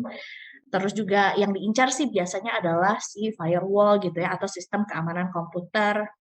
Simpelnya mungkin juga bisa seperti masukin virus gitu ya ke komputer kita, itu salah satu contohnya. Ada carding, ini istilah yang sering digunakan untuk penyalahgunaan informasi ya dari kartu dan biasanya juga berhubungan dengan keuangan gitu. Atau mungkin juga pernah teman-teman dengerin berita di mana ngambil uang di ATM mana gitu ya, terus ternyata ditempelin chip gitu ya. Itu juga sebetulnya bisa sih masuk ke sini gitu, walaupun ranahnya berbeda ya, digital dengan langsung. Kemudian juga penyebaran konten ilegal tuh ya, yang kemarin sempat ramai juga, yang sebetulnya ini menjadi 2 belah mata pisau gitu ya. di mana sang penyebar gitu udah jelas salah juga, tapi juga tetap di mana orang yang menggunakan atau misalnya men-share konten itu juga salah, kenapa merekam hal-hal yang tidak ingin orang tahu gitu. Jadi akhirnya cukup menyaru gitu ya. Kemudian juga ada phishing, ini adalah kejahatan dunia maya dengan cara penggalian informasi rahasia atau mungkin data-data pribadi seperti kita juga. Kalau rekan-rekan di sini juga suka ada yang menerima SMS butuh dana pinjaman misalnya, atau mungkin ingin jadi lebih kaya, ya kan? Klik website ini, itu bisa jadi nomor handphonenya tuh sudah tersebar gitu. Walaupun kita juga agak sulit ya, ini kapan ya kita naruh nomor handphone sembarangan gitu. Atau mungkin juga semudah sekarang lagi ramai kartu vaksin gitu ya. Ini harus berhati-hati sekali dengan kartu vaksin yang kita punya. Jangan sampai saking senangnya gitu ya, sudah divaksin gitu. Sebetulnya kita semua senang gitu ya sudah divaksin gitu. Tapi pengen ngasih bukti kalau kita itu sudah divaksin ke teman-teman di sosial media, atau mungkin niatnya baik sih, mengajak yuk divaksin yuk, aku udah vaksin loh, tapi ternyata kita upload tuh si kartunya, ada namanya, ada nick-nya ya, nomor KTP, ada barcode-nya juga gitu yang sebetulnya bisa dengan mudah diakses gitu. Kita lupa sensor tuh gitu. Atau sebetulnya lebih baik mengajaknya dengan cara yang lain gitu ya, dibandingkan dengan nge-upload si kartu vaksin gitu. Terus juga KTP, hati-hati itu ya. Sekarang pinjol kan selfie dengan KTP ya, saya dengarnya begitu. Jadi hati-hati untuk mengupload kemanapun juga, dan juga data pribadi lainnya. Kemudian cyberbullying juga tadi dibahas sedikit sama Kak Regina juga, di mana sebetulnya basic-nya itu saya rasa sih kita tuh bisa menjadi keduanya. Apakah kita korban atau mungkin sebetulnya kita pelaku. Cek lagi kalimat yang kita tulis di kolom komentar, di DM, itu tuh ketika kita baca ulang itu nadanya seperti apa, atau mungkin tujuannya apa. Itu bisa, sebetulnya kalau mengancam sih saya nggak pernah ya gitu. Tapi menyinggung nggak gitu ya, atau mungkin menyebabkan orangnya terusik lah gitu ya, atau mungkin merusak privasi dari seseorangnya itu gitu. Jadi jangan sampai kita menjadi korban, dan jangan sampai juga kita ternyata menjadi seorang pelaku juga dari cyberbullying, karena masuknya ke dalam kategori cybercrime juga. Nah, kemudian bagaimana nih menghindari cybercrime ini? Kenapa harus diulang-ulang materi ini gitu ya, kayak kesannya tuh kayak ya udah hati-hati aja gitu kalau menggunakan atau mungkin ngeklik internet gitu ya, ngeklik web gitu, harus ada gambar gemboknya misalnya. Betul, tapi kadangkala kita tuh sudah tahu teori-teori menghindari cybercrime itu tuh harus apa aja step-stepnya. Namun pada saat dipraktikkan ya kita mungkin euforia aja gitu ya, megang handphone atau mungkin mau belanja online buru-buru, atau mungkin biasanya kalau pegang handphone tuh sambil melakukan aktivitas lain gitu ya, sambil ngobrol, sambil makan, sambil nonton TV, sambil nonton YouTube misalnya. Akhirnya skip tuh si pakem-pakem yang sebetulnya kita udah tahu dan kita punya juga gitu. Jadi jangan sampai lupa untuk terus membatasi informasi pribadi yang dipublikasikan. Gara-gara webinar ini juga saya baru tahu kalau ternyata sepenting nama ibu kandung itu kalau bisa nama lengkapnya itu tidak diketahui. Kalau misalnya teman-teman pernah nelpon dengan bank, saya waktu itu nggak sengaja ATM-nya ketelan, abis gitu banknya mau tahu nih, ini beneran sama Mbak Eza gitu ya, bahasanya mungkin nggak begitu. Tapi boleh disebutkan nomor kartunya atau mungkin nomor rekeningnya, boleh disebutkan nama ibu kandungnya. Terus saya kepikiran, oh iya juga ya, kan saya di Facebook nge-link tuh, ibu saya ini namanya, jadi bapak saya ini Facebooknya, adik saya ini. Akhirnya orang-orang jadi tahu dong namanya kalau misalnya ada yang mau ngaku-ngaku saya dari bank gitu. Terus kemudian juga kalau misalnya saya mau verifikasi lagi email yang saya punya, ada tuh pertanyaan autentikasi gitu ya, pertanyaan pancingan lagi gitu. Siapakah nama hewan peliharaan pertamamu gitu ya, atau di manakah sekolah pertamamu, atau mungkin pertanyaan lainnya juga gitu. Ternyata itu juga bisa dijadikan sebagai clue gitu untuk para hackers di luar sana gitu, yang sebetulnya juga kita anggap kayak I like to share, saya suka aja gitu ya sharing tentang apapun yang saya punya, tapi ternyata itu juga bisa berbahaya. Nah, kemudian saya juga notice juga kalau sebetulnya kata sandi juga memang penting untuk update secara berkala juga ya. Jadi jangan gunakan kata yang mudah ditebak, bahkan oleh orang terdekat sekalipun, dan gunakan kombinasi huruf besar kecil, ada angka dan juga simbol gitu. Jadi benar tuh dunia kita 10-15 tahun lalu yang katanya alay, nulis tuh gede kecil pakai angka gitu, pakai simbol gitu ya. Itu tuh ternyata yang paling benar gitu untuk dijadikan ya password gitu ya, bukan kalau ngetik WhatsApp juga. Baik, selanjutnya nah, terus nih Za, ternyata banyak sekali ya yang kita harus hindari atau berhati-hati ketika update di dunia maya atau mungkin sosial media. Terus saya postingnya apa dong kalau ini nggak boleh, kalau ini hati-hati, kalau ini ternyata bisa memberikan clue untuk hacker, kalau ini ternyata itu. Oke. Yang ada satu teori yang menurut saya juga saya senang untuk aplikasikan juga ketika berada di dunia maya, yaitu adalah share happiness only, atau kita hanya share sesuatu yang membuat diri kita senang dan orang lain yang membacanya juga senang gitu ya. Karena sebetulnya nih Aristotle sempat bilang happiness is a state of activity. Jadi happiness itu sebetulnya bukan kata sifat, tapi itu adalah kata kerja, di mana ya udah kita share-nya yang positif, yang menyenangkan, yang inspiratif, yang juga bisa memberikan komunikasi dua arahnya juga menyenangkan gitu ya. Nih, karena sebetulnya apapun yang kita unggah di dunia maya itu menjadi cerminan diri kita juga. Jadi kita bisa mempengaruhi bagaimana orang-orang melihat kita. Dan juga sebetulnya bisa mempengaruhi orang-orang yang dekat dengan kita tuh seperti apa. Nah, permasalahannya terkadang kita juga punya informasi yang ingin sekali kita share atau mungkin kita memiliki keresahan-keresahan tertentu yang ingin kita share dengan teman-teman di dunia maya atau di jagat sosial media kita juga. Terus gimana dong? Aduh, aku tuh gemes banget sama ini nih, misalnya kebijakan ini pengen aku kritisi gitu ya. Apakah tidak boleh? Sebetulnya boleh saja gitu. Tapi yang harus diingat adalah apapun yang kita lakukan di dunia maya akan menjadi rekam jejak digital dan akan ada konsekuensi di balik itu gitu. Selain itu juga tadi kita bahas soal self image atau pencitraan diri. Saya sebutnya self image aja ya karena terkesan lebih keren gitu. Jadi sebetulnya juga image yang kita tunjukkan itu bisa mempengaruhi juga bagaimana kita melihat diri kita nantinya. Kadang-kadang kita suka lihat tuh memoris apa saja yang pernah kita posting di sosial media gitu. Saya pernah dapat komentar dari teman sosial media yang sebetulnya juga ya secara kedekatan di dunia dunia asli, kedekatan di kehidupan sehari-hari gitu ya, itu sebetulnya juga nggak begitu banyak tendensi untuk ngobrolnya. Tapi beliau berkomentar kalau Iza tuh kayaknya tuh nggak pernah sedih ya, orangnya happy terus gitu. Bahkan ketika ada sesuatu keresahan yang terjadi, misalnya mengenai kondisi yang ya let's say pandemi ini kan tidak membuat orang baik-baik saja gitu ya, tapi tetap menggunakan bahasa yang tetap informatif dan juga enak untuk didengar gitu. Padahal dalam hati saya, enggak kok, kemarin sempet kok galau-galau gitu ya, sedih-sedih, kesel-kesel gitu. Tapi ya memang dipilih mana saja yang orang-orang yang berhak untuk tahu tentang hal itu. Karena persahabatan itu bagai kepompong, kadang kepo, kadang rempong. Belum tentu orang yang tahu updatean kita yang sedih-sedih itu akan membantu kita gitu ya, akan care sama kita. Kadang-kadang cuma kepo aja sama rempongnya aja gitu.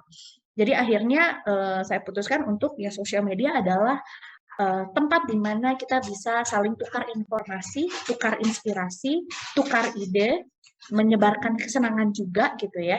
Udah enak Instagram downloadnya gratis, di situ buka Instagram malah pusing gitu.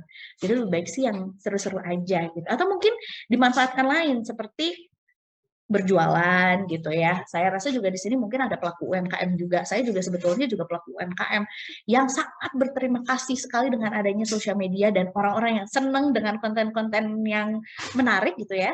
Sehingga juga membuat saya oke, biar orang mau tertarik nih untuk at least lihat aja produk yang saya jual, saya harus bikin apa lagi ya? Harus menarik mereka dengan apa lagi ya?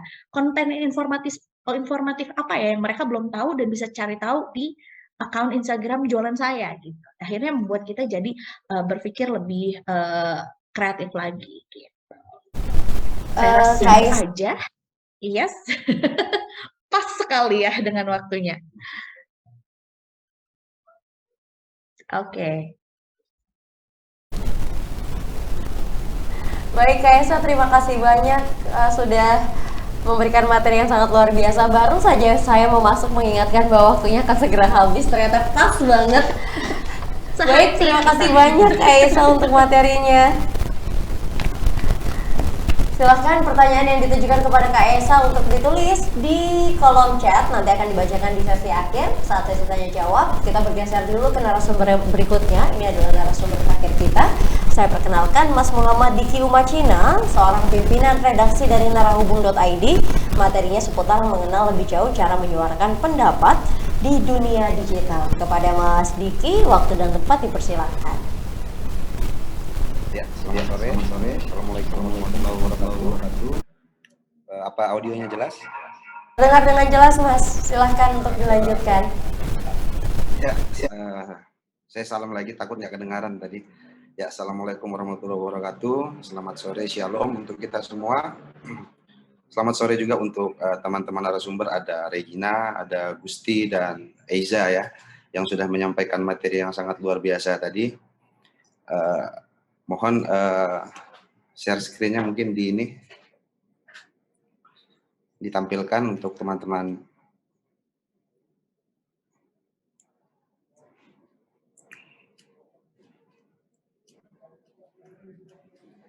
Ya, jadi hari ini saya akan coba mengulas bagaimana kemudian budaya digital, terutama mengenal lebih jauh cara menyuarakan pendapat di era digital ini.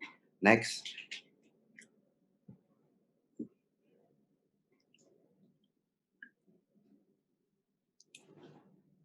Ya, yang pertama itu kebebasan berpendapat. Kemerdekaan berpendapat dan berekspresi merupakan salah satu hak fundamental yang diakui dalam sebuah negara hukum yang demokratis dan menjunjung tinggi hak asasi manusia. Kemudian di dalam negara yang demokratis, kebebasan berpendapat dan berekspresi itu adalah salah satu aspek terpenting untuk melihat kualitas demokrasi suatu negara. Selain itu, sebagai satu negara yang demokratis, Indonesia juga berwenang mengatur dan melindungi pelaksanaan hak asasi manusia. Nah, jadi persoalannya kebebasan berpendapat seperti apa yang kemudian dinilai layak disampaikan di ruang publik, dan sejauh mana kemudian batasan-batasan yang diterapkan oleh undang-undang, faktor etis menjadi ranah yang tidak pernah kemudian tuntas diperdebatkan dengan beragam tafsir. Jadi dari dalam aspek kebebasan berpendapat ini ada dua diskursus yang terjadi pada dua level. Yang pertama itu level ide dan level praktis. Diskursus ini sendiri terkait pertanyaan apakah kebebasan punya batasan dan jika ada apa batasannya. Adapun level praktis diskursus biasanya pertanyaan bagaimana kemudian konstitusi atau undang-undang mengaturnya. Bagaimana kemudian masyarakat merespon hal itu. Kemudian coba kita lihat nanti dari aspek landasan hukumnya dulu. Next. Ya, jadi dari aspek landasan hukum, kebebasan berpendapat dan berekspresi ini memang dijamin oleh Undang-Undang Dasar, di mana secara hierarki Undang-Undang Dasar merupakan hukum tertinggi. Yang pertama itu dalam Undang-Undang Dasar 1945 pasal 28E yang menyebutkan setiap orang berhak atas kebebasan berserikat, berkumpul, dan mengeluarkan pendapat. Kemudian Undang-Undang Dasar 1945 pasal 28F, di mana dikatakan setiap orang memiliki hak untuk berkomunikasi atau memperoleh informasi untuk mengembangkan pribadi dan lingkungan sosialnya, serta berhak juga mencari, memperoleh, memiliki, menyimpan, mengolah, dan menyampaikan informasi dengan menggunakan segala jenis saluran yang tersedia. Kemudian landasan hukum lainnya yaitu Undang-Undang Nomor 9 Tahun 1998 Pasal 1 tentang kemerdekaan menyampaikan pendapat di muka umum, di mana pada pasal tersebut disebutkan kemerdekaan menyampaikan pikiran dengan lisan, tulisan, dan sebagainya secara bebas dan bertanggung jawab sesuai dengan peraturan perundang-undangan. Kemudian dengan berjalannya waktu, undang-undang ini diterjemahkan dalam bentuk Undang-Undang ITE ya, yang kemarin juga sempat jadi perdebatan. Jadi pada pasal 28 Undang-Undang ITE itu disebutkan setiap orang dengan sengaja dan tanpa hak menyebarkan informasi yang ditujukan untuk menimbulkan rasa kebencian atau permusuhan individu dan atau kelompok masyarakat tertentu berdasarkan atas suku, agama, ras, dan antar golongan. Kemudian pada pasal 28 ayat 2 masih di undang-undang yang sama, yaitu Undang-Undang ITE, disebutkan setiap orang yang sengaja dan tanpa hak menyebarkan informasi yang ditujukan untuk menimbulkan rasa kebencian atau permusuhan individu dan atau kelompok masyarakat tertentu berdasarkan atas suku. Ini kemudian disebutkan dalam transaksi elektronik dipidana dengan penjara paling lama 6 tahun atau denda 1 miliar. Nah, jadi jika merujuk pada pasal Undang-Undang ITE ini, pasal 27 hingga 34 Undang-Undang ITE ini dapat kita maknai sebagai landasan dalam bersikap di ruang digital. Next.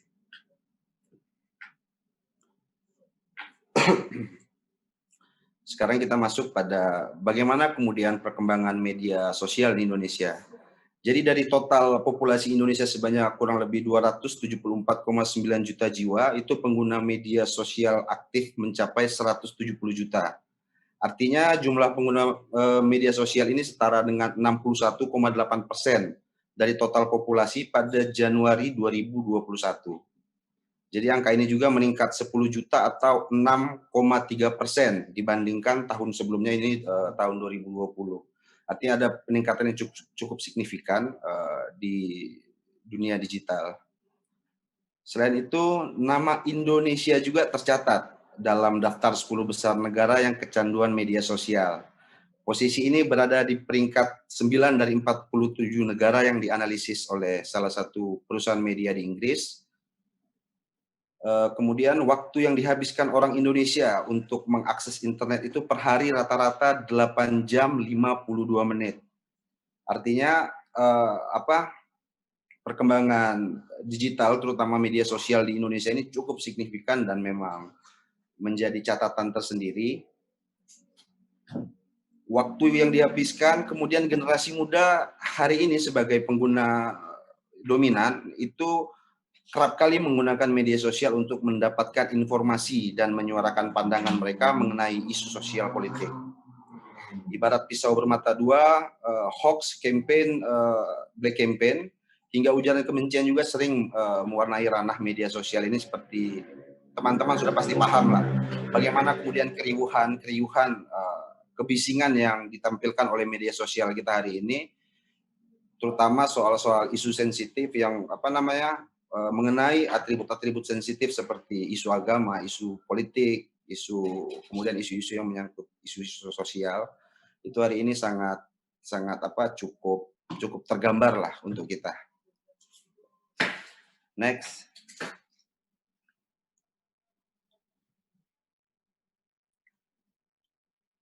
Kemudian slide selanjutnya, ya ini kebebasan berpendapat di era digital.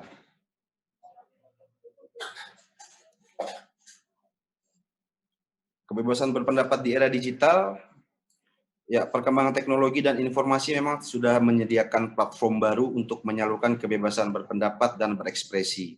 Salah satunya melalui media sosial seperti Twitter, Facebook, Instagram, YouTube, dan lain-lain. Ya, dengan hadirnya internet juga memang semua kita dapat menyuarakan hak-hak yang sebelumnya mungkin mendapat tekanan.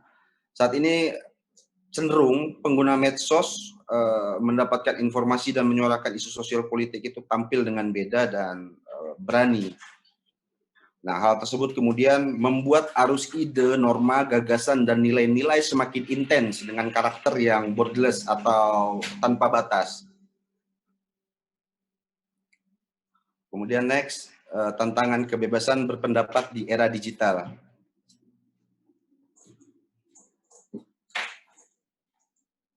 Tingginya penggunaan media sosial di Indonesia itu ikut meningkatkan penyebaran hoax, konten negatif, pesan provokatif, ujaran kebencian yang menimbulkan konflik. Jadi pola komunikasi 90 atau 10% masyarakat memang rata-rata memproduksi informasi, sedangkan 90%-nya cenderung mendistribusikan. Nah, jadi tingkat literasi digital yang tidak tingkat literasi digital seperti ini membuat arus informasi di media sosial itu cenderung didominasi oleh konten negatif atau hoax. Next. Ya, bagaimana kemudian cara kita menyuarakan pendapat di media sosial? Yang pertama, yang paling penting hindari opini yang provokatif. Ya, jadi sebuah pendapat atau pernyataan adalah hal yang sangat sensitif. Kita juga tahu apa yang kita sampaikan, kita harusnya tahu apa yang kita sampaikan itu bisa diterima semua kalangan atau tidak. Sebagai contoh, pendapat yang kemudian sering memicu kegaduhan itu membahas isu permasalahan soal politik yang seperti saya sampaikan di awal. Jadi ada baiknya sebelum membahas kita mengetahui terlebih dahulu kredibilitas pembahasan isu tersebut. Kemudian mengetahui isu secara detail. Cara yang paling mudah sebelum berpendapat adalah dengan melakukan riset. Ini paling penting poinnya. Kita harus melakukan riset seperti berita di halaman internet atau media sosial yang tentunya punya kredibilitas yang akurat dan terpercaya. Jadi memang check and recheck ini penting untuk kemudian kalau hari ini dengan tsunami informasi yang begitu masif, penting juga untuk kita melakukan double check pada setiap informasi yang kita konsumsi setiap harinya. Kemudian bebas dan bertanggung jawab. Nah, jadi pendapat yang memang idealnya dikemukakan dalam kerangka aturan yang berlaku. Jadi sehingga tidak melanggar hukum. Jadi berbicara mengenai kebebasan berpendapat tidak dapat disimplifikasi kemudian dengan pendapat yang bebas. Artinya dalam konteks kebebasan berpendapat diarahkan untuk memperhatikan nilai-nilai keamanan, pertimbangan moral, ketertiban umum, juga kemudian keutuhan negara ya, kalau kita bicara konteks yang lebih ekstrim. Artinya seseorang sah-sah saja mengeluarkan pendapatnya asalkan tetap tunduk pada hukum yang berlaku. Hal ini yang sering multitafsir hari ini. Kemudian bagaimana menyuarakan pendapat di era digital? Terakhir yaitu sopan dan santun.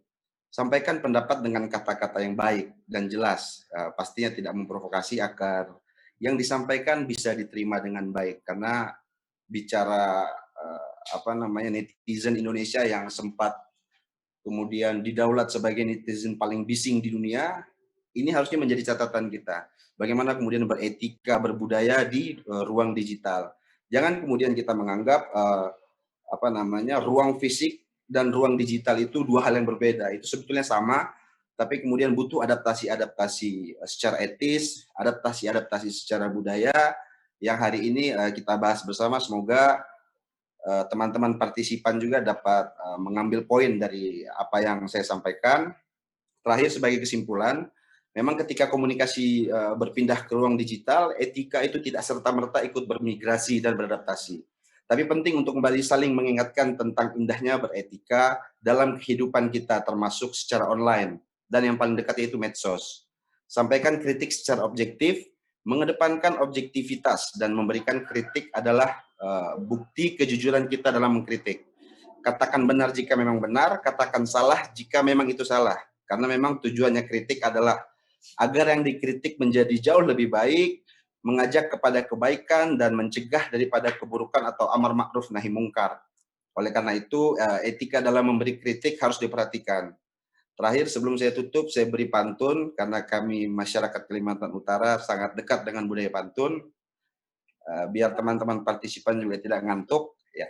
Gudang penyimpan si benih padi, padi dibawa ke tengah sawah. Semoga kita bertemu lagi, salam penutup jadi pemisah. Wassalamualaikum warahmatullahi wabarakatuh. Terima kasih. Waalaikumsalam warahmatullahi wabarakatuh. Terima kasih banyak Mas Diki untuk materi yang diberikan. Kita sudah mendengarkan 4 materi yang disampaikan oleh para narasumber yang sangat luar biasa yang menemani saya pada siang hari ini. Tiba waktunya saya untuk membacakan pertanyaan-pertanyaan yang masuk di kolom komentar. Tapi sebelumnya saya mohon maaf karena tidak semua pertanyaan bisa saya bacakan. Hanya beberapa pertanyaan, di mana hanya 4 pertanyaan yang bisa saya bacakan dan 1 pertanyaan ditujukan kepada 1 narasumber.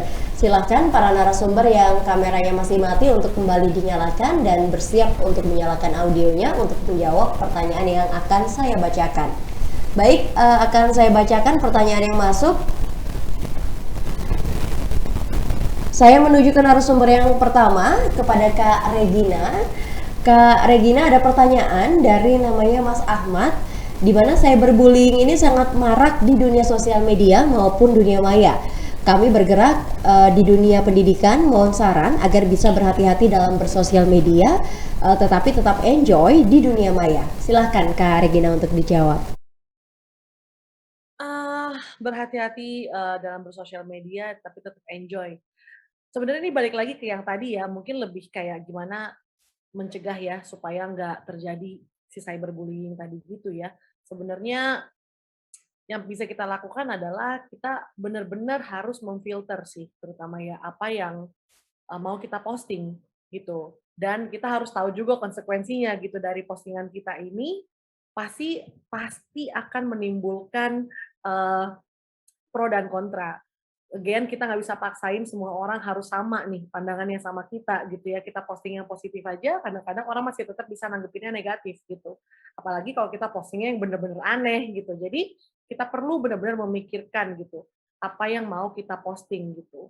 Nah, kalau misalnya memang foto ya fotonya juga yang proper, maksudnya yang layak gitu ya. Dan apa captionnya mungkin bisa yang menyebarkan positivity gitu supaya kitanya juga jadi enjoy ya ketika kita tujuannya mau menyebarkan yang positif, pasti kita akan enjoy juga melakukannya dan dengan hati yang senang juga gitu loh. Dan jangan kasih konten-konten yang aneh kalau menurut aku gitu sih, supaya nggak diomongin yang enggak-enggak juga, toh nanti kan efeknya ke kita juga gitu, kita posting yang aneh, terus komennya aneh, lah kita marah, lah mohon maaf nih kan kontennya aneh gitu ya, jadi benar-benar dipikirin gitu dan balik lagi supaya bisa benar-benar enjoy, pilihlah juga teman-teman yang memang kita happy gitu ya, yang kita tahu kenal deket banget malah supaya nggak apa namanya buat jadi inner circle kita buat support kita gitu loh, in case kita nanti malah postingannya jadi dibully-bully, jadi di apa gitu. Teman-teman kita yang terdekat ini yang bisa menjadi support system kita gitu, yang bisa membantu kita kembali lagi on track. Jadi tahu kita bisa tanya, emang aku tuh seperti yang mereka bilang nggak sih? Misalnya kayak gitu ya karena postingan kita gitu. Misalnya lagi posting foto liburan atau apa, OKB, sotoy, apalah misalnya kayak gitu, ya kan? Terus kita bisa tanya sama teman kita, menurut kalian postingan aku tuh terkesan OKB nggak sih? Atau sebaiknya aku jangan posting kayak gitu lagi ya. Nah, teman-teman kita yang terdekat ini adalah orang-orang yang bisa kita percaya, yang apa namanya, kalau mereka bilang kayaknya iya deh, kayaknya jangan pamer kayak gini lagi deh. Misalnya gitu, ya dengerinlah teman-teman terdekat kalian daripada kita cuman perkara pengen nambah followers jadi kayak posting yang aneh-aneh. Ya, I would rather punya followers sedikit tapi mereka adalah orang-orang yang benar-benar setia, orang yang benar-benar real gitu, yang benar-benar mau tahu kehidupan aku tapi nggak mencibir aku. Gitu sih. Jadi tetap enjoy deh sosial mediaannya. Oke, makasih banyak Kak Regina untuk jawabannya. Intinya apapun yang kalian posting harus dipertimbangkan dengan baik, apalagi kalau memang kamu concernnya ke tenaga pendidik. Jangan sampai postingan-postingan yang tidak mendidik, tidak bisa menjadi contoh, tidak membawa aura positif, dampak positif diposting di sosial media dan akhirnya juga balik ke kamu lagi gitu ya dampaknya. Thank you Kak Regina untuk jawabannya. Saya geser lagi ke narasumber berikutnya, ditujukan kepada Mas Gusti, penanya atas nama Redaksi Newstara. Terkait akun media sosial yang terlalu menerapkan security double, sehingga terkadang orang yang benar-benar pemilik akun tersebut kesulitan masuk melalui perangkat yang berbeda, seperti Facebook menganggap perangkat yang baru adalah pelanggaran. Dan ini sering terjadi, lalu bagaimana nih cara untuk mensiasatinya? Silahkan Mas Gusti.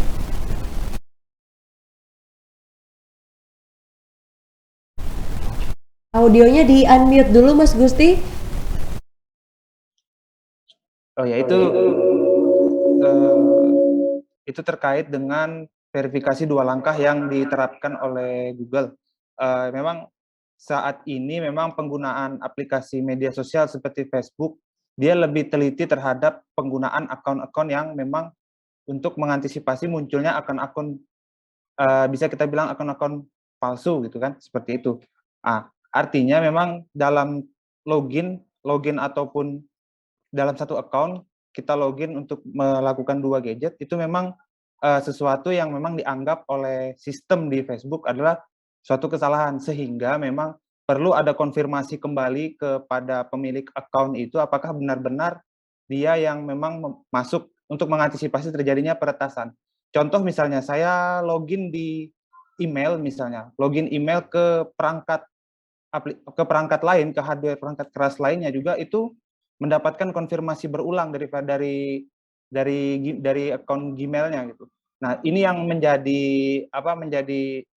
peningkatan keamanan yang dilakukan oleh perusahaan sekelas Google maupun Facebook, sehingga untuk mengantisipasi terjadinya peretasan terhadap akun-akun yang dimiliki oleh user atau pengguna internet itu tadi.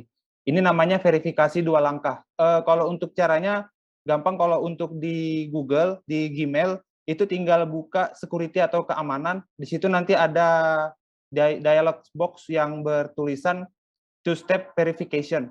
Nah, itu yang kita coba, nanti dari situ akan diberikan pilihan apakah melalui Google Authenticator atau melalui SMS.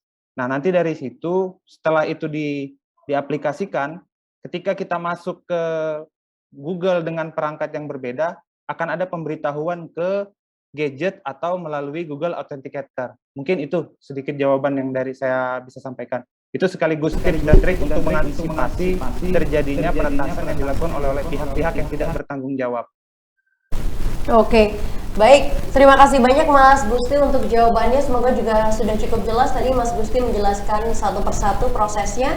Saya tidak mencatat, tapi saya juga mendapatkan gambaran yang cukup besar bagaimana cara kita begitu agar Facebook menganggap bahwa perangkat yang baru ini tidak lagi menjadi pelanggaran, begitu ya Mas ya. Tapi sebenarnya verifikasi 2 langkah ini adalah sebuah langkah yang bagus. Selain untuk membuat akun tersebut menjadi lebih aman, kita juga sebagai pengguna juga harusnya lebih lega karena tidak sembarang orang bisa masuk ya Mas ya. Pada akhirnya verifikasi 2 langkah itu kembali kepada diri kita sendiri sih, si pemilik akun tersebut. Terima kasih Mas Gusti untuk jawabannya. Saya geser lagi ke narasumber yang berikutnya. Saya panggilkan Kak Esa Magupira, penanya atas nama Saputra. Pertanyaannya adalah, kita semua pasti memiliki jejak digital di media sosial selama kita masih mempunyai akses menggunakannya. Baik itu anak-anak, remaja, lalu juga orang dewasa. Jejak digital juga ada jejak yang positif dan juga negatif, tergantung bagaimana cara kita menyikapinya. Seperti yang kita tahu, teknologi bergerak dinamis dari waktu ke waktu, lalu sejak kapan perlu diajarkan jejak digital yang positif kepada anak-anak dalam menggunakan teknologi saat ini? Silahkan Kak Aisyah. Oke, terima kasih pertanyaannya. Saya izin menjawab, walaupun sebetulnya saya belum pernah menjadi orang tua ya. Jadi saya mencoba untuk menjawab dari sudut pandang saya juga sebagai pengguna sosial media, sebagai orang yang mungkin bisa berpendapat juga mengenai bagaimana sebetulnya kita harus mengatur jejak digital kita gitu. Karena sebetulnya juga kita bisa mengaturnya, kita bisa mengkontrol gitu ya, apa yang bisa kita tinggalkan, mana yang juga lebih baik kita hindari. Nah, as soon as atau mungkin secepat mungkin seseorang menggunakan sosial media, saya rasa edukasi mengenai bagaimana cara untuk tidak meninggalkan jejak digital yang buruk itu tetap harus diberikan gitu ya. Karena sebetulnya itu tadi yang namanya jejak digital itu bisa jadi hal yang membahayakan untuk diri sendiri gitu ya, atau mungkin sesimpel nanti akan merusak gitu ya citra kita di masa depan juga gitu. Dan bisa terjadi secara sengaja ataupun tidak disengaja. Jadi lebih baik segera mungkin ketika seseorang terpapar dengan sosial media atau mungkin sudah terpapar juga dengan internet gitu ya, lebih baik edukasi mengenai apa saja yang bisa di-share, apa saja yang bisa diberikan, bisa di-share di sosial media gitu ya. Dipilah-pilihnya itu dari usia sedini mungkin gitu, atau berbarengan dengan cara bagaimana sih sebetulnya menggunakan internet ini. Mudah-mudahan sih menjawab ya.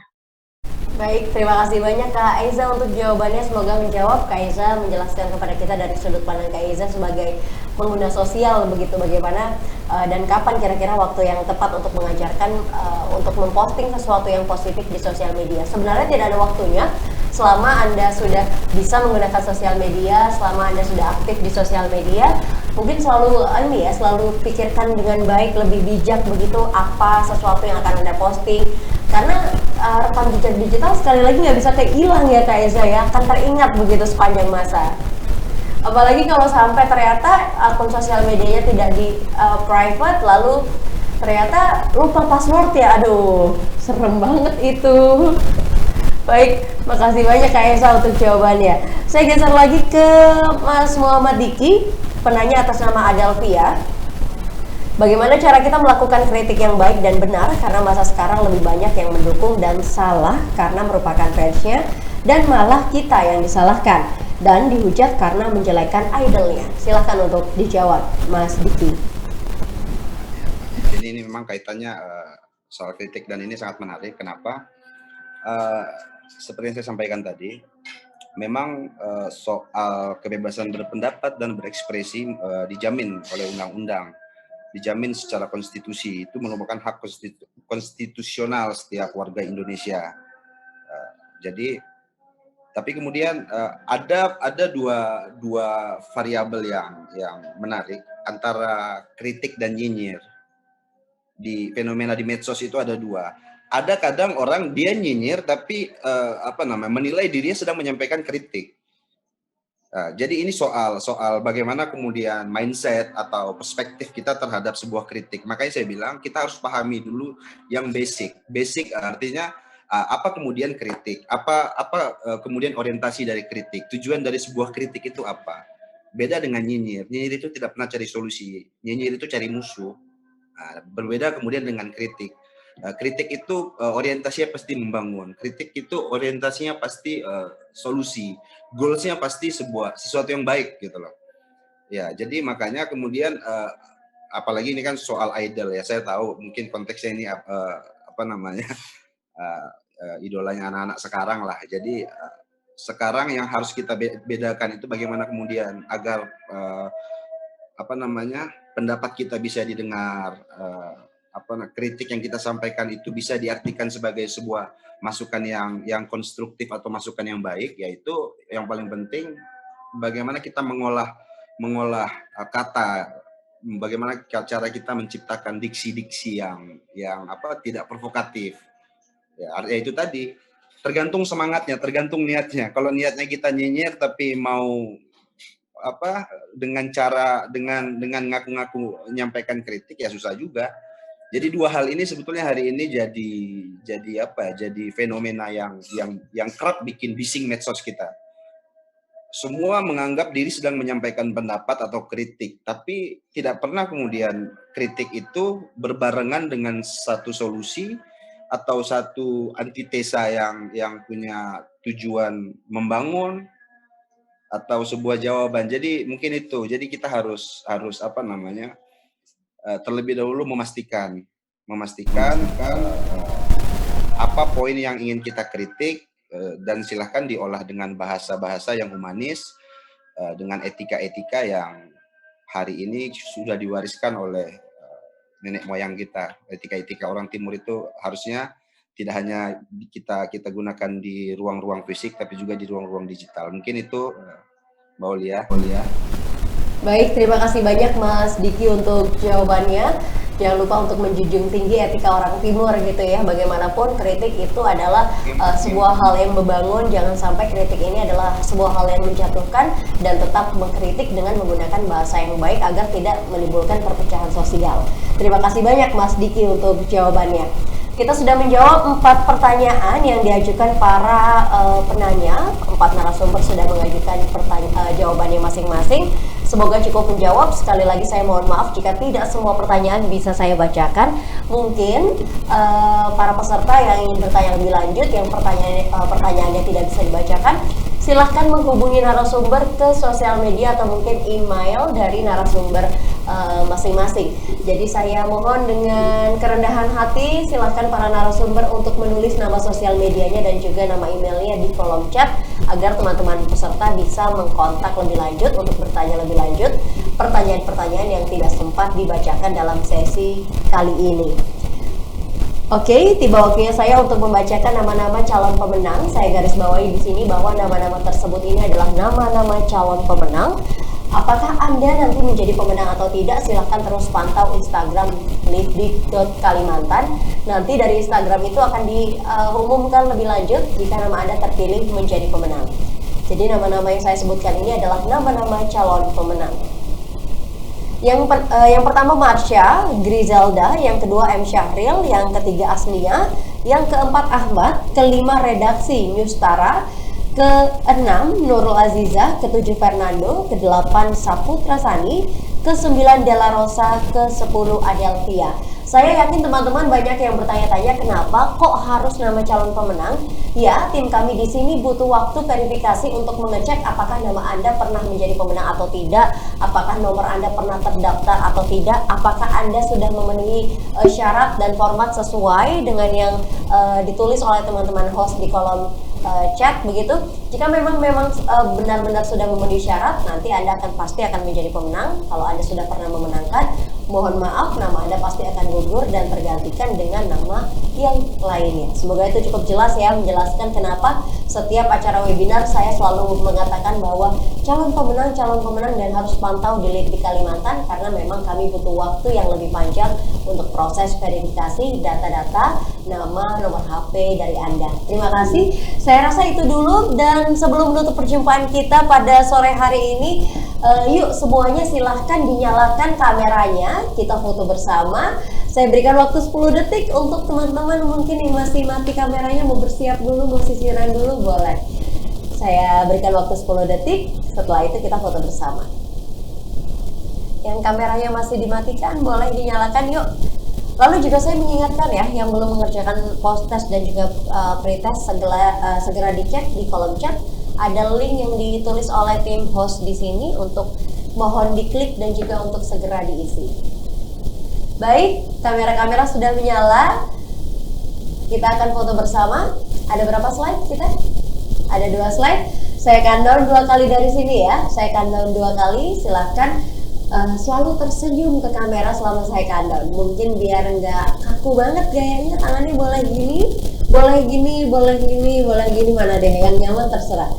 Oke, kita mulai. 1, 2, 3. Sekali lagi. 1, 2, 3.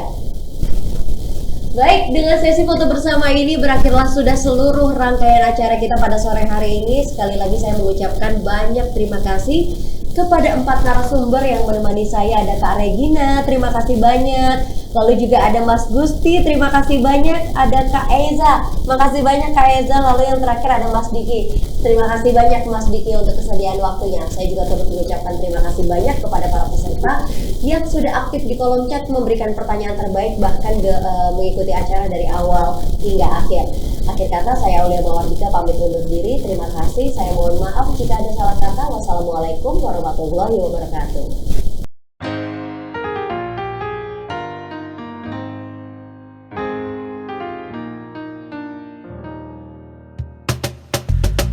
Tolong aku melolong, baca sosmed bikin aku bengong.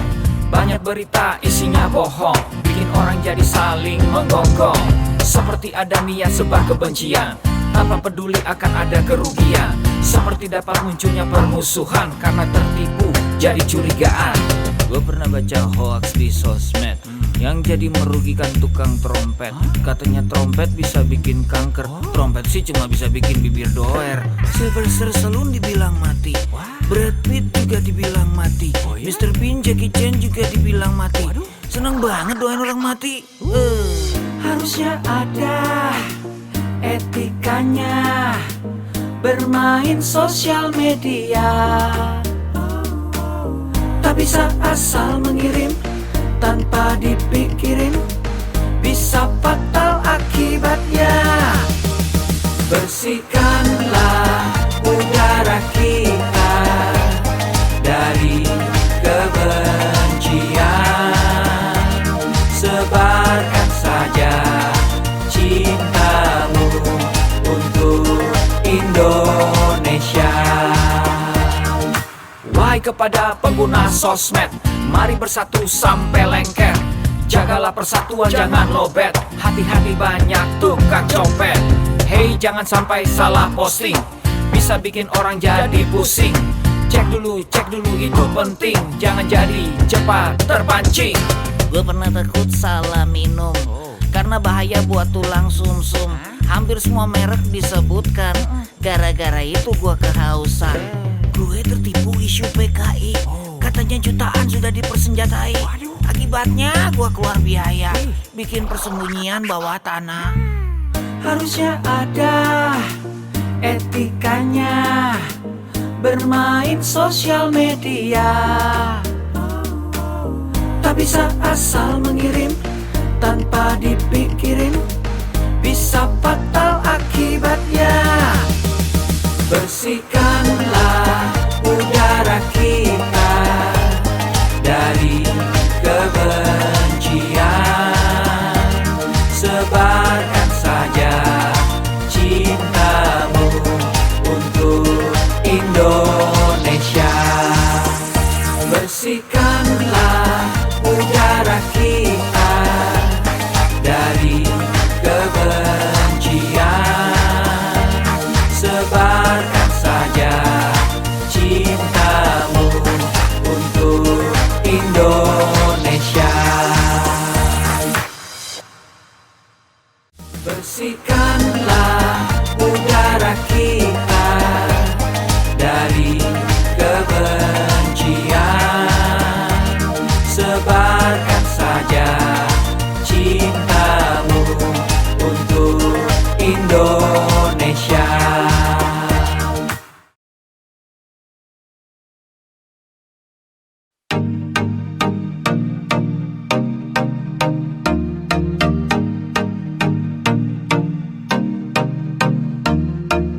Cek dulu, cek dulu. Cek dulu, cek dulu. Yo, kini saatnya kita harus tambah pintar. Jangan jadi orang yang mudah sebar-sebar, karena belum tentu itu berita benar. Kalau nggak ngerti, ayo belajar. Mulailah curiga jika sudah suruh-suruh. Sebarkanlah, hey, tunggu dulu. Periksalah kalimat, kok banyak tanda seru. Banyak huruf besar, mata gue jadi ngilu. Coba dicari beritanya dulu, mendingan begitu daripada keliru. Apa untungnya sebar kabar palsu, daripada nanti kamu yang malu. Cek dulu, daripada nanti kamu yang malu. Cek dulu, siapa tahu hoax. Yup. Hello.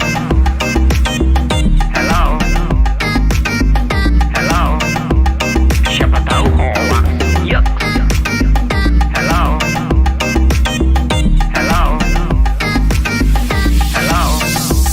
Siapa tahu hoax. Hoax itu konten yang negatif, tujuannya itu ya provokatif. Paling cocok buat orang yang sensitif. Kalau ke gue ya gak efektif, tapi semua suka yang positif. Misalnya video yang inspiratif, meme yang lucu, itu juga sip. Positif, kreatif, dan produktif. Coba dicari beritanya dulu, mendingan begitu daripada keliru. Apa untungnya sebar kabar palsu, daripada nanti kamu yang malu. Cek dulu, daripada nanti kamu yang malu. Cek dulu, siapa tahu hoax. Yup.